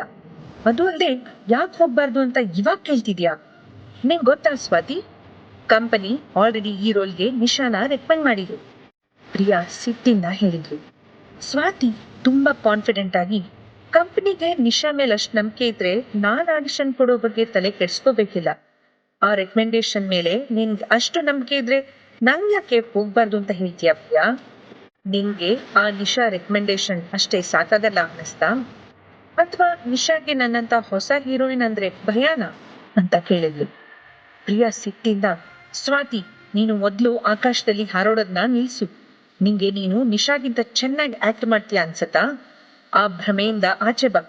ಮಿಸ್ಟರ್ ಪಟೇಲ್ ಈ ಮೂವಿಗೆ 30 ಕೋಟಿ ಇನ್ವೆಸ್ಟ್ ಮಾಡಿದ್ದಾರೆ. ಖಂಡಿತ ಈ ರೋಲ್ ನಿಶಾಗೆ ಸಿಗೋದು. ಅಂದ್ಹಾಗೆ ನಾನು ನಿನ್ ಮ್ಯಾನೇಜರ್, ನೀನು ನನ್ಗೆ ಹೇಳ್ದೆ ಯಾವ ಆಡಿಷನ್ಗೂ ಹೋಗೋ ಹಾಗಿಲ್ಲ ಅಂದ್ರು. ಅದಕ್ಕೆ ಸ್ವಾತಿ ಅಣಕಿಸ್ತಾ, ಯಾ ಕರೆಕ್ಟ್, ನಾನು ನಿನ್ನಡಿ ಕೆಲಸ ಮಾಡೋಳು, ನಾನು ಉಸಿರಾಡಕ್ಕೂ ನಿನ್ ಪರ್ಮಿಷನ್ ಬೇಕು ಅಲ್ವಾ ಅಂತ ಕೇಳಿದ್ನಿ. ಆಗ ಪ್ರಿಯಾ ಸಿಟ್ಟಾಗಿ, ನಿನ್ ಜೊತೆ ವಾದ ಮಾಡೋಕ್ಕಾಗಲ್ಲ. ನೀನ್ ಈ ಆಟಿಟ್ಯೂಡ್ ಇಂದಾನೆ ಯಾರಿಗೂ ನಿನ್ ಜೊತೆ ಮೂವಿಲಿ ಕೆಲಸ ಮಾಡೋಕ್ ಇಷ್ಟ ಇಲ್ಲ, ಬಾಯ್ ಅಂತ ಹೇಳಿ ಹೊರಟ್ಲು. ಸ್ವಾತಿ ಅಲ್ಲಿಂದ ಎದ್ದು ವಾಶ್ರೂಮ್ಗೆ ಹೋಗುವಾಗ ಥಟ್ ಅನ್ನೋ ಶಬ್ದ ಆಯ್ತು. ಯಾರು ಹಿಂದೆಯಿಂದ ತನ್ನ ತಲೆಗೆ ಜೋರಾಗಿ ಹೊಡೆದ್ರು ಅನಿಸ್ತು ಅಷ್ಟೇ. ಅಲ್ಲೇ ಪ್ರಜ್ಞೆ ತಪ್ಪಿ ಬಿದ್ಲು. ಎಚ್ಚರ ಆದಾಗ ತಲೆ ತುಂಬಾ ನೋಯ್ತಿತ್ತು. ಏನಾದ್ರೂ ಗಾಯ ಆಗಿದ್ಯಾ ಅಂತ ತಲೆನ ಮುಟ್ಟಿದ್ರೆ ಏನೂ ಆಗಿಲ್ಲ ಅನಿಸ್ತು. ಆದ್ರೆ ನೋವಾಗ್ತಿತ್ತು. ಸುತ್ತಲೂ ನೋಡಿದಾಗ ಗೊತ್ತಾಯ್ತು ಅವಳು ವಾಶ್ರೂಮ್ನಲ್ಲಿಲ್ಲ, ಯಾವುದೋ ಕತ್ತಲೆ ಕೋಣೆಲಿ ಇದ್ದಾಳೆ ಅಂತ. ತಕ್ಷಣ ಎದ್ದು ಆಚೆ ಹೋಗೋಕೆ ನೋಡಿದ್ರೆ ಡೋರ್ ಲಾಕ್ ಆಗಿತ್ತು. ಇದು ಪ್ರಿಯಾ ಕೆಲ್ಸಾನೇ ಅಂತ ಸ್ವಾತಿಗನ್ನಿಸ್ತು. ಯಾರಾದ್ರೂ ಹೆಲ್ಪ್ ಮಾಡ್ಬೋದಾ ಅಂತ ಜೋರಾಗಿ ಕೂಗೋಕೆ ಶುರು ಮಾಡಿದ್ಲು. ಆಮೇಲೆ ಸುತ್ತಮುತ್ತ ಯಾರೂ ಇಲ್ಲ, ನಾನು ಎಷ್ಟೇ ಕೂಗಿದ್ರೂ ವೇಸ್ಟ್ ಅನ್ನೋದು ಗೊತ್ತಾಗಿ ಸುಮ್ಮನಾದ್ಲು. ನಾನು ಮಿತ್ರ ಎಂಟರ್ಟೈನ್ಮೆಂಟ್ಗೆ ಸೇರಿದಾಗಿಂದ ನಿಶಾ ನನ್ನ ವಿರುದ್ಧ ಪ್ಲಾನ್ ಮಾಡ್ತಾನೆ ಇದ್ದಾಳೆ. ಇದೇನು ಹೊಸ್ತಲ್ಲ. ಅದಕ್ಕೆ ನಿಶಾ ಬೇಕಂತಾನೆ ಅವಳ ಫ್ರೆಂಡ್ ಪ್ರಿಯಾನ ನನ್ಗೆ ಮ್ಯಾನೇಜರ್ ಆಗು ಅಂತ ಹೇಳಿದ್ಲು. ಅವಾಗಿಂದ ನನ್ಗೆ ಯಾವ ಅವಕಾಶನೂ ಸಿಕ್ಕಿರ್ಲಿಲ್ಲ. ಆದ್ರೆ ಇವಾಗ ನಾನು ಮುಂಚಿನ ಹಾಗೆ ಇಮೋಷನಲ್ ಅಲ್ಲ ಅಂತ ಗೊತ್ತಾಗಿದೆ. ಅದಕ್ಕೆ ಇಷ್ಟು ಕೀಳ್ ಕೆಲಸ ಮಾಡಿದಾರೆ ಅಂತ ಸ್ವಾತಿ ಯೋಚನೆಯಲ್ಲಿ ಮುಳುಗಿದ್ದಾಗ ಪಕ್ಕದಲ್ಲಿ ಏನೋ ಶಬ್ದ ಕೇಳಿಸ್ತು. ದೇವ್ರೇ, ಇಲಿ ಮಾತ್ರ ಇರೋದ್ ಬೇಡಪ್ಪ. ರೂಮಲ್ಲಿ ಹಳೆ ಪ್ಲಾಸ್ಟಿಕ್ ಬ್ಯಾಗ್ ಡಬ್ಬ ಇರೋದು ನೋಡಿದ್ರೆ ಇದು ಸ್ಕೈ ಪಬ್ನ ಸ್ಟೋರ್ ರೂಮ್ ಅನ್ಸತ್ತೆ ಅಂತ ಸ್ವಾತಿ ಅಂದ್ಕೊಂಡ್ಲು. ಶಬ್ದ ಎಲ್ಲಿಂದ ಬರ್ತಿದೆ ಅಂತ ರೂಮ್ನೆಲ್ಲ ನೋಡುವಾಗ ಅವಳಿಗೆ ಮೂಲೆಯಲ್ಲಿ ಒಬ್ಬ ಚಿಕ್ಕ ಹುಡುಗ ಕಾಣಿಸ್ತ. 5 ವರ್ಷ ವಯಸ್ಸಿರ್ಬೋದು. ಪಾಪ ಭಯದಿಂದ ತುಂಬಾ ನಡುಕ್ತಾ ಇದ್ದ. ಸ್ವಾತಿ ಆಶ್ಚರ್ಯದಿಂದ, ಅರೆ, ಈ ಮಗು ಇಲ್ಲೇನ್ ಮಾಡ್ತಿದೆ? ಯಾರ್ ಮಗು ಇರ್ಬೋದು? ಯಾರ್ದೇ ಆಗ್ಲಿ ಇಷ್ಟ್ ಚಿಕ್ಕ ಮಗುನ ಪಕ್ಯಾಕ್ ಕರ್ಕೊಂಡ್ ಬರ್ಬೇಕು ಅಂದ್ಕೊಂಡು ಮಗುನ ಮಾತಾಡ್ಸೋಕೆ ಪ್ರಯತ್ನ ಪಟ್ಲು. ಪುಟಣಿ, ಯಾರ್ ನೀನು? ಇಲ್ಲೇನ್ ಮಾಡ್ತಿದ್ಯಾ? ಹೇಗ್ ಬಂದೆ ಇಲ್ಗೆ? ನೀನು ನಿಮ್ಮ ಅಪ್ಪ ಅಮ್ಮಂದ ತಪ್ಪಿಸ್ಕೊಂಡ್ ಇಲ್ಲಿಗ್ ಬಂದ್ಯಾ? ಅಥವಾ ಯಾರಾದ್ರೂ ನಿನ್ನ ಇಲ್ಲಿಗೆ ಎತ್ಕೊಂಡ್ ಬಂದ್ರ? ನಿಂಗೆ ಚಾಕ್ಲೇಟ್ ಬೇಕಾ ಬಂಗಾರ ಅಂತ ಕೇಳಿದ್ಲು. ಸ್ವಾತಿ ಹತ್ರ ಯಾವ ಚಾಕ್ಲೇಟ್ ಇರ್ಲಿಲ್ಲ. ಆದ್ರೂ ಮಗುನ ಸಮಾಧಾನ ಮಾಡೋಕೆ ಮಾತಾಡಿಸ್ತಾ ಇದ್ಲು. ಆದ್ರೆ ಆ ಹುಡುಗ ಇನ್ನೂ ಭಯ ಪಡೋಕೆ ಶುರು ಮಾಡ್ದ. ಅವಾಗ ರೂಮಲ್ಲಿ ಮೇಲಿರೋ ವೆಂಟಿಲೇಟರ್ನಿಂದ ಒಂದು ಫ್ಲಾಶ್ ಲೈಟ್ ಬಂದಂಗಾಯ್ತು. ಸ್ವಾತಿಗೆ ಆಚೆ ಯಾರೋ ಮಾತಾಡ್ತಿರೋ ಹಾಗೆ ಕೇಳಿಸ್ತು. ಆ ಬೆಳಕಲ್ಲಿ ಹುಡುಗನ್ನ ನೋಡಿದಾಗ ಆ ಸಣ್ಣ ಹುಡುಗ ಭಯದಿಂದ ಹಲ್ಲನ್ನ ಕಟಕಟ ಅಂತ ಸದ್ದು ಮಾಡ್ತಾ ನಡುಕ್ತಾ ಕೂತಿದ್ದ. ಸ್ವಾತಿ ಕನಿಕರದಿಂದ, ಅಯ್ಯೋ ಪುಟ್ಟು, ನೀನ್ ತುಂಬಾ ಹೆದರಿದೀಯಾ, ಹೆದರ್ಕೋಬೇಡ, ನಾನಿದ್ದೀನಿ ಅಂದ್ಲು. ಹೊರಗಡೆ ಇರೋರ್ಗೆ ತನ್ನ ಮಾತು ಕೇಳ್ಸತ್ತಾ ಅಂತ ವಿ ಆರ್ ಸ್ಟಕ್ ಹಿಯರ್ ಅಂತ ಕಿರ್ಚೋಕೆ ಶುರು ಮಾಡಿದ್ಲು. ಸ್ವಾತಿ ಧ್ವನಿ ಕೇಳಿಸಿ ಒಂದ್ ಕ್ಷಣ ಆಚೆ ಮಾತಾಡ್ತಿದ್ದೋರು ಮಾತನ್ನ ನಿಲ್ಸಿ ಮತ್ತೆ ಮಾತಾಡೋಕೆ ಶುರು ಮಾಡಿದ್ರು. ಸ್ವಾತಿ ಮನ್ಸಲ್ಲೇ, ಅಯ್ಯೋ ದೇವ್ರೇ, ಈ ಮಗು ತುಂಬಾ ಹೆದರ್ಕೊಂಡಿದೆ, ಏನಾಗಿರ್ಬೋದು ಈ ಮಗುಗೆ? ಯಾರ್ ಮಗು ಇದು ಅನ್ಕೊಂಡ್ಲು. ಮಕ್ಕಳನ್ನ ಕಂಡ್ರೇನೆ ಮಾರು ದೂರ ಹೋಗೋ ಸ್ವಾತಿ ಈ ಪುಟಾಣಿನ ನೋಡಿ ತುಂಬಾ ಅಫೆಕ್ಷನ್ ಇಂದ ಹತ್ರಕ್ಕೆ ಹೋಗೋದಕ್ಕೆ ಶುರು ಮಾಡಿದ್ಲು. ಆ ಮಗುನ ಮೊದ್ಲು ಸಮಾಧಾನ ಮಾಡ್ಬೇಕು ಅಂತ ಅವಳಿಗೆ ಅನ್ಸೋದಕ್ಕೆ ಶುರು ಆಯ್ತು. ಸ್ವಾತಿಗೆ ಮಗು ಹೆದರಿರೋದನ್ನ ನೋಡಿ ಬೇಜಾರಾಯ್ತು. ಸುಮಾರು 5 ವರ್ಷ ಇರಬಹುದು ಮಗುಗೆ. ಇಲ್ಲಿ ಹೇಗ್ ಬಂದು ಸಿಕ್ಕಾಕೋತೋ ಅನ್ಕೊಂಡ್ಲು. ಸುತ್ತ ಒಮ್ಮೆ ನೋಡಿ ಹೆಲ್ಪ್ ಹೆಲ್ಪ್ ಅಂತ ಎಷ್ಟೇ ಕೂಗಿದ್ರೂ ಯಾರಿಗೂ ಕೇಳಿಸ್ಲಿಲ್ಲ. ಅವಳಿಗೆ ಗೊತ್ತಿತ್ತು ಆಚೆ ಮ್ಯೂಸಿಕ್ ವಾಲ್ಯೂಮ್ ಜಾಸ್ತಿ ಇದೆ, ಆದ್ರಿಂದ ಅವಳು ಕೂಗೋದು ಯಾರಿಗೂ ಕೇಳಿಸಲ್ಲ ಅಂತ. ಮ್ಯೂಸಿಕ್ ನಿಲ್ಲೋವರೆಗೂ ಸುಮ್ಮನೆ ಇರೋದೊಂದೇ ಅವಳಿಗಿರೋ ಆಪ್ಷನ್ ಆಗಿತ್ತು. ಆಲ್ರೆಡಿ ಮಗು ಹೆದರಿದೆ, ಇನ್ನೂ ಅದಕ್ಕೆ ಹೆದರಿಕೆ ಆಗದೆ ಇರ್ಲಿ ಅಂತ ಸ್ವಾತಿ ಮಗು ಹತ್ರ ಸುಮ್ಮನೆ ಬಂದು ಕಣ್ಮುಚ್ಚಿ ಕೂತ್ಲಿ. ಏಟು ಬಿದ್ದಿದ್ರಿಂದ ಅವಳಿಗೆ ತಲೆ ಇನ್ನೂ ನೋವಾಗ್ತಾನೇ ಇತ್ತು. ಅಷ್ಟರಲ್ಲಿ ಅವಳ ಕಾಲ್ ಹತ್ರ ಏನೋ ಬೆಚ್ಚಗಾದಂಗಾಯ್ತು. ಮತ್ತೆ ಇಳಿ ಇರ್ಬೋದು ಅಂತ ಸ್ವಾತಿ ಬೆಚ್ಚಿದ್ಲು. ನೋಡಿದ್ರೆ ಆ ಹುಡುಗ ಅವಳ ಬಟ್ಟೆನ ಹಿಡ್ಕೊಂಡು ಹತ್ರ ಬಂದು ಕೂತಿದ್ದ. ತನ್ ಸ್ಟುಪಿಡಿಟಿಗಿಷ್ಟು ಅಂತ ಸ್ವಾತಿ ಹೇಗೋ ಮಾಡಿ ಬರ್ತಿದ್ದ ನಗುನ ಕಂಟ್ರೋಲ್ ಮಾಡ್ಕೊಂಡ್ಲು. ಆ ಮಗು ಅವಳನ್ನ ಹಾಗೆ ಹಿಡ್ಕೊಂಡಿದ್ರೆ ಸ್ವಾತಿಗೆ ಚಿಕ್ಕ ವಯಸ್ಸಿನಲ್ಲಿ ಅವಳ ಹತ್ರ ಇದ್ದ ಬೆಕ್ಕಿನ ನೆನಪಾಯ್ತು.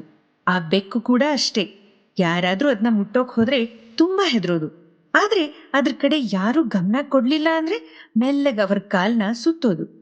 ಅವಳ ಬೆಕ್ಕು ಹೇಗೆ ಎಕ್ಸ್ಪ್ರೆಷನ್ ಕೊಡ್ತಿತ್ತೋ ಹಾಗೆ ಈ ಮಗುನೂ ಕೂಡ ಪಿಳಿ ಪಿಳಿ ಅಂತ ಸ್ವಾತಿನೇ ನೋಡ್ತಿತ್ತು. ಸ್ವಾತಿಗೆ ಮಕ್ಕಳು ಅಂದ್ರೆ ಇಷ್ಟ ಇರ್ಲಿಲ್ಲ ಅಂತೇನಲ್ಲ, ಇಷ್ಟ ಪಡಬಾರ್ದು ಅಂತ ಸ್ವಾತಿ ತನಗ್ ತಾನೇ ಬೇಲಿ ಹಾಕೊಂಡಿದ್ಲು. ಹಾಗಾಗಿ ಅವಳು ಈಗ ಎಮೋಷನಲಿ ತುಂಬಾ ಸ್ಟ್ರಾಂಗ್ ಆಗಿದ್ಲು. ಇಲ್ಲ ಅಂದ್ರೆ ಅವಳು ಅನ್ಕೊಂಡಿದ್ನ ಅಚೀವ್ ಮಾಡೋಕೆ ಆಗ್ತಿರ್ಲಿಲ್ಲ. ಆದ್ರೆ ಈ ಮಗುನ ನೋಡಿದ್ರೆ ಏನೋ ಪ್ರೀತಿ, ಅನುಕಂಪ, ಪಾಪ ಮಗು ಅಂತ ಅವನ್ ತಲೆ ಸವರಿದ್ಲು. ಆ ಮಗು ತಲೆ ತುಂಬಾ ಬಿಸಿಯಾಗಿ ಸುಡ್ತಿತ್ತು. ಅಯ್ಯೋ ಪುಟ್ಟು, ನಿಂಗ್ ಜ್ವರ ಇದೆ ಅನ್ಸುತ್ತೆ. ಸ್ವಾತಿ ಹಾಗೆ ಹೇಳಿದ್ರು ಮಗು ಏನು ಮಾತಾಡದೆ ಹಾಗೇ ಇತ್ತು. ಆ ಮಗುಗೆ ಭಯ ಸ್ವಲ್ಪ ಕಡಿಮೆ ಆಗಿತ್ತು ಅಷ್ಟೇ. ಸ್ವಾತಿಗೆ ಗೊತ್ತಿತ್ತು ಪ್ರಿಯಾ ನಾಳೆ ಆಡಿಷನ್ ಮುಗಿಯೋವರೆಗೂ ಡೋರ್ ಓಪನ್ ಮಾಡಲ್ಲ ಅಂತ. ಆದ್ರೆ ಅಷ್ಟ್ರಲ್ಲಿ ಮಗುಗೆ ಜ್ವರ ಜಾಸ್ತಿ ಆದ್ರೆ ಅಂತ ಭಯ ಆಗೋಕೆ ಶುರು ಆಯ್ತು. ಹೇಗಾದ್ರೂ ಮಾಡಿ ಮಗುನ ಇಲ್ಲಿಂದ ಆಚೆ ಕಳಿಸ್ಬೇಕು ಅಂತ ಸ್ವಾತಿ ಯೋಚನೆ ಮಾಡೋವಾಗ್ಲೇ ಅವಳಿಗೆ ಆ ರೂಮಲ್ಲಿ ವೆಂಟಿಲೇಟರ್ ಇರೋದು ನೆನ್ಪಾಯ್ತು. ಸ್ಟೋರ್ ರೂಮ್ಗಳಲ್ಲಿ ಗಾಳಿ ಆಡ್ಲಿ ಅಂತ ಮೇಲ್ ಮಾಡಿರೋ ಸಣ್ಣ ಜಾಗ ಅದು. ಅದನ್ನ ನೋಡಿ ಸ್ವಾತಿ, ವೆಂಟಿಲೇಟರ್ ತುಂಬಾ ಚಿಕ್ಕದಿದೆ, ನಾನದ್ರಲ್ಲಿ ಹೋಗಕ್ಕಾಗೋದು ಕಷ್ಟ, ಆದ್ರೆ ಮಗು ಅದರಲ್ಲಿ ಖಂಡಿತ ಆಚೆ ಹೋಗ್ಬೋದು, ಜೊತೆಗೆ ಅದು ನೆಲದಿಂದ ಅಷ್ಟೇನ್ ಎತ್ತರ ಇಲ್ಲ ಅನ್ಕೊಂಡು ಇನ್ನು ಲೇಟ್ ಮಾಡದೆ ತಕ್ಷಣ ಅವಳು ಅಲ್ಲೇ ಇದ್ದ ಡಬ್ಬಗಳನ್ನ ವೆಂಟಿಲೇಟರ್ ಕೆಳಗೆ ಜೋಡಿಸಿ ಆ ಮಗುನ ಹತ್ರ ಬಾ ಅಂತ ಕರೆದ್ಲು. ಪುಟ್ಟ ಬಾಯಿಲಿ, ಇಲ್ಲಿಂದ ಆಚೆ ಹೋಗಕ್ಕೆ ಹೆಲ್ಪ್ ಮಾಡ್ತೀನಿ ಅಂದ್ಲು. ಆ ಹುಡುಗ ಅವಳ ಹತ್ರ ಬಂದ. ಆದ್ರೆ ಆಚೆ ಹೋಗಲ್ಲ ಅಂತ ತಲೆ ಆಡಿಸ್ತಾ ಅಲ್ಲೇ ನಿಂತ್ಕೊಂಡ. ಸ್ವಾತಿಗೆ ಮಗು ಯಾಕೆ ಹಾಗೆ ಹೇಳ್ತಿದೆ ಅಂತ ಅರ್ಥ ಆಯ್ತು. ಸ್ವಾತಿ ನಗ್ತಾನೆ ಮಗುನ ತಬ್ಬಿ, ನೋಡು ಪುಟ್ಟ, ಇವಾಗ ಆಗೋದಿಲ್ಲ ಅಂತ ಹೇಳ್ಬಾರ್ದು. ನೀನಿವಾಗ ಇಲ್ಲಿಂದ ಆಚೆ ಹೋಗದೆ ಇದ್ರೆ ನಾವಿಬ್ರು ಇಲ್ಲೇ ಇರ್ಬೇಕಾಗುತ್ತೆ. ನೀನಿಲ್ಲಿಂದ ಆಚೆ ಹೋದ ತಕ್ಷಣ ಹೆಲ್ಪ್ ಹೆಲ್ಪ್ ಅಂತ ಜೋರಾಗಿ ಕೂಗು, ಯಾರಾದ್ರೂ ಬಂದೇ ಬರ್ತಾರೆ, ಆಯ್ತಾ ಅಂದ್ಲು. ಮಗು ಅದಕ್ಕೆ ತಲೆ ಅಲ್ಲಾಡಿಸಿ ಒಪ್ಪಿದ್ಮೇಲೆ ಸ್ವಾತಿ ಆ ಮಗುಗೆ ಡಬ್ಬ ಹತ್ತೋಕೆ ಹೆಲ್ಪ್ ಮಾಡ್ತಾ, ಪುಟ್ಟ ನೀನ್ ಹೆದರ್ಕೋಬಾರ್ದು, ಆದಷ್ಟು ಬೇಗ ನೀನು ಇಲ್ಲಿಂದ ವೆಂಟಿಲೇಟರ್ನ ಆ ತುದಿಗ್ ಹೋಗಿ ಅಲ್ಲಿ ಹೆಲ್ಪ್ ಅಂತ ಜೋರಾಗಿ ಕೂಗ್ಬೇಕು, ಗೊತ್ತಾಯ್ತಾ ಅಂದ್ಲು. ಮಗು ಡಬ್ಬ ಹತ್ತಿದ್ಮೇಲೆ ಆ ಮಗುನ ಕಾಪಾಡೋದೇ ಅವಳ ಜವಾಬ್ದಾರಿ ಅನ್ನೋ ಹಾಗಿತ್ತು ಅವಳ ಭಾವನೆ. ಮಗು ಹೋಗಿದ್ದನ್ನ ನೋಡಿ ಅವಳಿಗೆ ರಿಲೀಫ್ ಆಗ್ತಾ ಇತ್ತು. ಆದ್ರೂ ಅವಳಿಗಾದ ಏಟ್ನಿಂದ ತಲೆ ಇನ್ನೂ ಜೋರಾಗಿ ನೋವಾಗೋದಕ್ಕೆ ಶುರು ಆಯ್ತು. ತಲೆ ಸುತ್ತಿದ ಹಾಗಾಗಿ ಅವಳು ಅಲ್ಲೇ ಬಿದ್ಲು. ಡಬ್ಬದ ಮೇಲಿದ್ದ ಮಗುಗೆ ಇವಾಗ ಅವಳನ್ನ ಕಾಪಾಡಬೇಕು ಅಂತ ಅನ್ನಿಸ್ತು. ಸ್ವಾತಿ ಬಿದ್ದ ಜಾಗದಿಂದಲೇ ಹೋಗು ಹೋಗು ಬೇಗ ಅಂತ ಕೂಗಿದ್ಲು. ಮಗು ಆ ವೆಂಟಿಲೇಟರ್ ಇಂದ ಆಚೆ ಹೋಗ್ತಿರೋ ಶಬ್ದ ಕೇಳಿ ಅವಳಿಗೆ ಒಂಥರ ಸಮಾಧಾನ ಆಯ್ತು. ಮಗು ಹೋಗ್ತಿದ್ದ ಹಾಗೆ ಮತ್ತೆ ಸ್ವಾತಿಗೆ ತನ್ನ ಹಳೆ ನೆನಪುಗಳು ಕಾಡೋದಕ್ಕೆ ಶುರು ಆಯ್ತು. ಸ್ವಾತಿ ತನಗಾಗ್ತಿರೋ ಮೋಸನ ನೆನ್ಸ್ಕೊಂಡು ತುಂಬಾ ಎಮೋಷನಲ್ ಆದ್ಲು. 5 ವರ್ಷದ ಹಿಂದೆ ನನ್ಗೆ ಆಕ್ಸಿಡೆಂಟ್ ಆಗಿರ್ಲಿಲ್ಲ ಅಂದ್ರೆ ನನ್ ಮಗುನು ಇವಾಗ ಈ ಮಗು ಅಷ್ಟೇ ದೊಡ್ಡವನಾಗಿರ್ತಿದ್ದ, ಅಷ್ಟೇ ಮುದ್ದಾಗಿ ಇರ್ತಿದ್ನಾ ಅಂತ ಯೋಚನೆಗಳು ಒಂದೊಂದೇ ಬರೋದಕ್ಕೆ ಶುರುವಾಯ್ತು. ಸ್ವಾತಿಗೆ ಅಬಾರ್ಷನ್ ಆದ್ಮೇಲೆ ಇದೆಲ್ಲ ಏನೂ ಬೇಡ ಅಂತ ಹೈಯರ್ ಸ್ಟಡೀಸ್ಗೆ ಡೆಲ್ಲಿಗೆ ಹೋದ್ಲು. ಮಿಸ್ಟರ್ ಪಟೇಲ್ ಸ್ವಾತಿಗೆ ದುಡ್ಡಿನ ಸಹಾಯ ಮಾಡ್ತಾನೂ ಇದ್ರು. ಆದ್ರೆ ಸ್ವಾತಿಗೆ ಇನ್ನೂ ಅವ್ರ ಹಂಗಲ್ಲಿರೋಕೆ ಇಷ್ಟ ಇರ್ಲಿಲ್ಲ. ಅದಕ್ಕೆ ಅಲ್ಲಿ ಓದೋದನ್ನ ನಿಲ್ಲಿಸಿ ವಾಪಸ್ ಬೆಂಗಳೂರಿಗೆ ಬಂದು ಒಂದು ಕಾಲ್ ಸೆಂಟರ್ನಲ್ಲಿ ಜಾಬ್ ಮಾಡ್ತಾನೆ ಬೆಂಗಳೂರು ಯೂನಿವರ್ಸಿಟಿಲಿ ಓದೋಕೆ ಶುರು ಮಾಡಿದ್ಲು. ತನ್ನ ಸ್ವಂತ ದುಡ್ಡಿಂದ ಬದುಕೋಕೆ ಶುರು ಮಾಡಿದ್ಮೇಲೆ ಸ್ವಾತಿಗೆ ತಾನು ಎಲ್ಲ ಸಾಧಿಸ್ತೀನಿ ಅನ್ನೋ ನಂಬಿಕೆ, ಧೈರ್ಯ ಬಂತು. ನಿಶಾ ತನ್ನಿಂದ ಏನನ್ನ ಕಿತ್ಕೊಂಡಿದ್ಲೋ ಅದನ್ನೆಲ್ಲ ವಾಪಸ್ ಪಡ್ಕೋಬೇಕು ಅಂತ ಸ್ವಾತಿ ನಿರ್ಧಾರ ಮಾಡಿದ್ಲು. ಆಕ್ಟಿಂಗ್ ಫೀಲ್ಡ್ನಲ್ಲಿ ಏನಾದ್ರೂ ಸಾಧನೆ ಮಾಡಬೇಕು ಅನ್ನೋದೇ ಸ್ವಾತಿಗೆ ಇದ್ದಿದ್ದ ಕನ್ಸು. ಹಿಂದೆ ಅದನ್ನ ಯುವಿಗೋಸ್ಕರ ಬಿಟ್ಟಿದ್ಲು.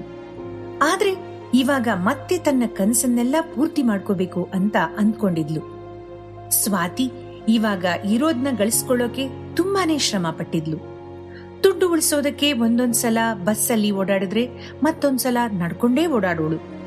ಯಾವಾಗ್ಲೂ ಮಿಸ್ಟರ್ ಪಟೇಲ್ ಕೊಡಿಸ್ತಿದ್ದ ಬ್ರಾಂಡೆಡ್ ಬಟ್ಟೆನ ಹಾಕಿ ಅಭ್ಯಾಸ ಆಗಿದ್ದ ಸ್ವಾತಿ ಇವಾಗ ಚಿಕ್ಕಪೇಟೆಯಲ್ಲಿ ಕಮರ್ಷಿಯಲ್ ಸ್ಟ್ರೀಟ್ ಅಲ್ಲಿ ಸಿಗೋ ಚೀಪ್ ಬಟ್ಟೆನ ಇಷ್ಟಪಟ್ಟು ಹಾಕೋಳು. ಬಾಡಿಗೆ ಕಟ್ಟಿ ಹಣ ಏನಾದ್ರೂ ಕಡಿಮೆ ಆಯ್ತು ಅಂದ್ರೆ ಸ್ವಾತಿ ಒಂದೊಂದ್ಸಲ ಫುಟ್ಪಾತ್ ಸೈಡಲ್ಲೇ ಊಟ ಮಾಡಿದ್ರೆ ಮತ್ತೊಂದ್ಸಲ ದೇವಸ್ಥಾನದ ಪ್ರಸಾದದಲ್ಲೇ ಹೊಟ್ಟೆ ತುಂಬಿಸ್ಕೋತಿದ್ಲು. ಮನ್ಸಿಗೆ ತುಂಬಾ ಬೇಜಾರಾದಾಗ ಸ್ಯಾಂಕಿ ಟ್ಯಾಂಕ್ ಸುತ್ತ ಓಡಾಡೋಳು. ತಾನು ಪಡ್ತಿದ್ದ ಪ್ರತಿ ಕಷ್ಟದಿಂದ ಸ್ವಾತಿ ದಿನೇ ದಿನೇ ಸ್ಟ್ರಾಂಗ್ ಆಗ್ತಾನೇ ಇದ್ಲು.